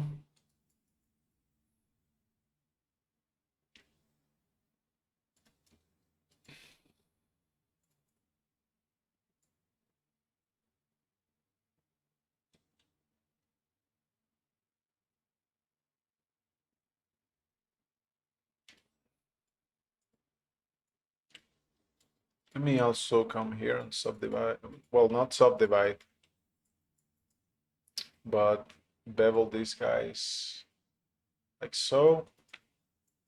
And now I can do flatten all of this because this got. Let me see what happened here, guys. Actually, we don't. Maybe we do need to fix it. Let me choose. Okay. Never mind. How should we deal with this?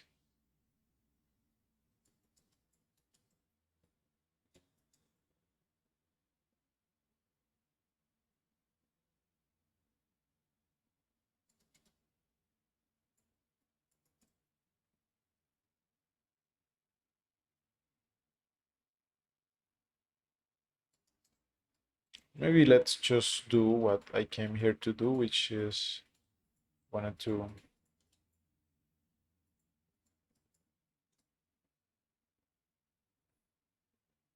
The only problem when you start doing, when you work on thick objects, is to you need to take care of both sides, but there's no way around it.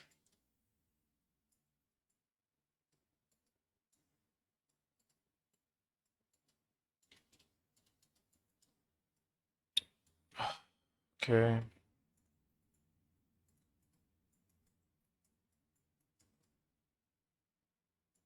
Let's see what happens if I flatten these guys up. Okay.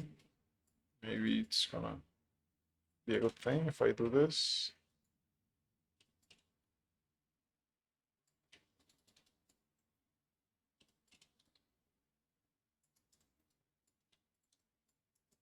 Okay, this happens to me because I forget that I have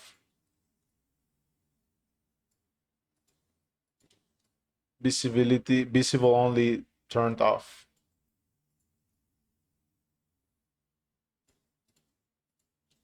But I can do a bridge connected.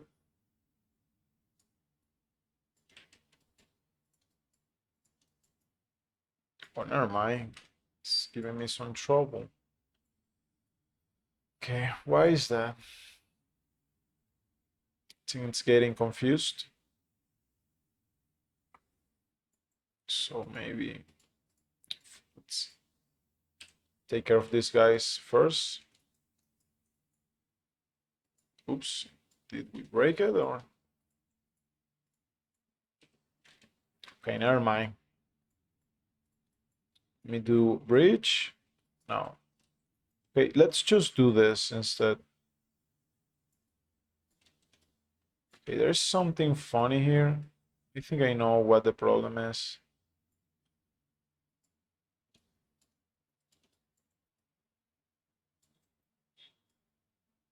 But I don't know what. Let me see the notes. Maybe let's just go back. I think that would be easier if I would just go back before we messed up that bottom section here. Okay, we don't care about anything else. Yeah. So now I just select this guy from here to here.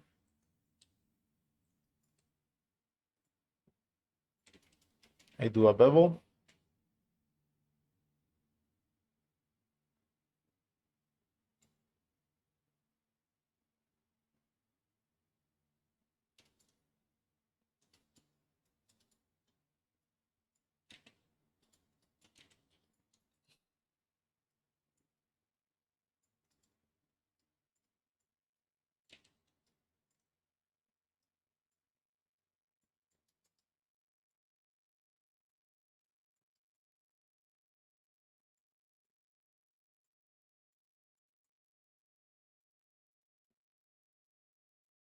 Okay, let's turn this on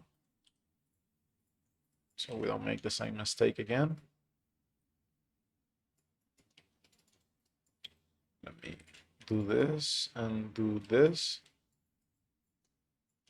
Now we do this. The only problem with having the hard angles is we lose some thickness.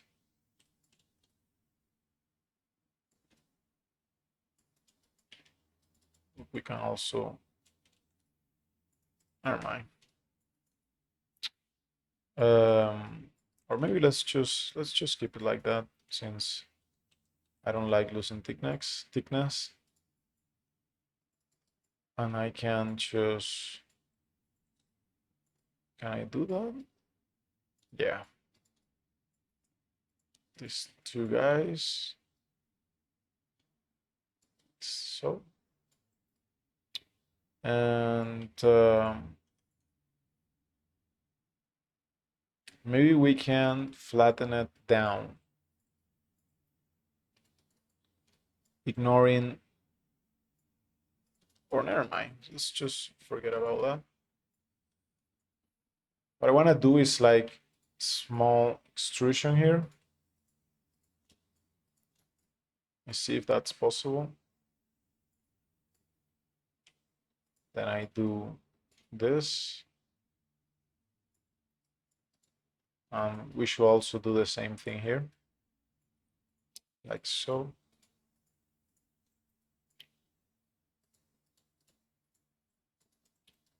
This is going to be a bit different. We just do an extension, but then we do a transformation. So I do this and this, then I move it like so.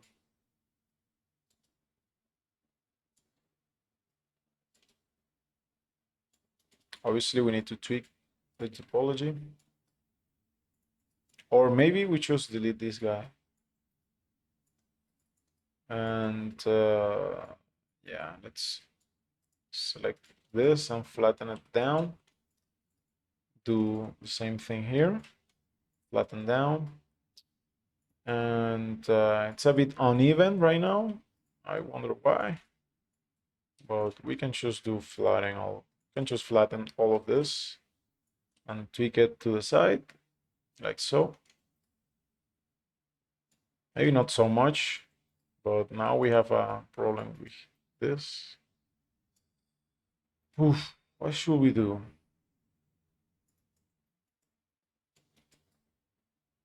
Okay, I know what we can do. We can add one more. Then we really close, and I just do something like that, maybe. if I hide the wires, give me a second here. If I hide the wires, if Houdini lets me hide the wires, okay.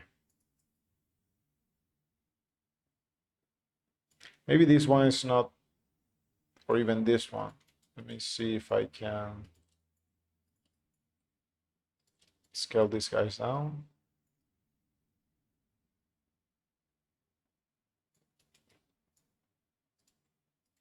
This two as well.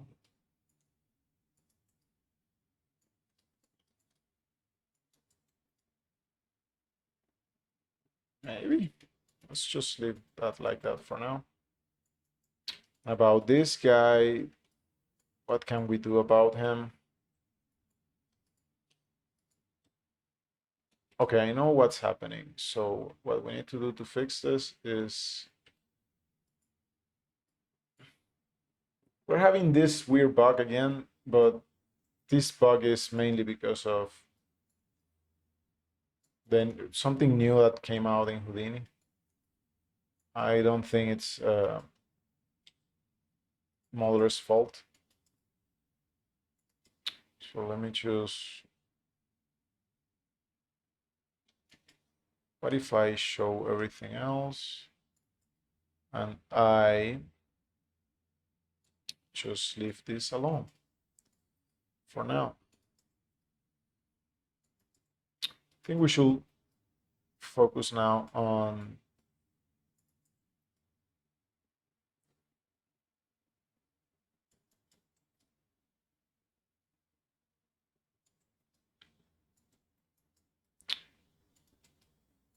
definitely we need to take care of the spine and the rest of the legs, but we can do that tomorrow or the day after. So I think that's it for today. I basically don't have any more ideas for this section. We can keep stuffing stuff inside, but maybe that's not gonna take us anywhere. So let me choose. Did I do object transformations here? Okay, I did. So maybe if I choose, okay. So obviously we need to tweak this guy. So if I come here and let's freeze this. Okay, and now I choose in sub, come here and select everything and move it to the side. Yeah, we need to make this really thin actually. It's too thick. Since it's only a shell that's gonna be on top.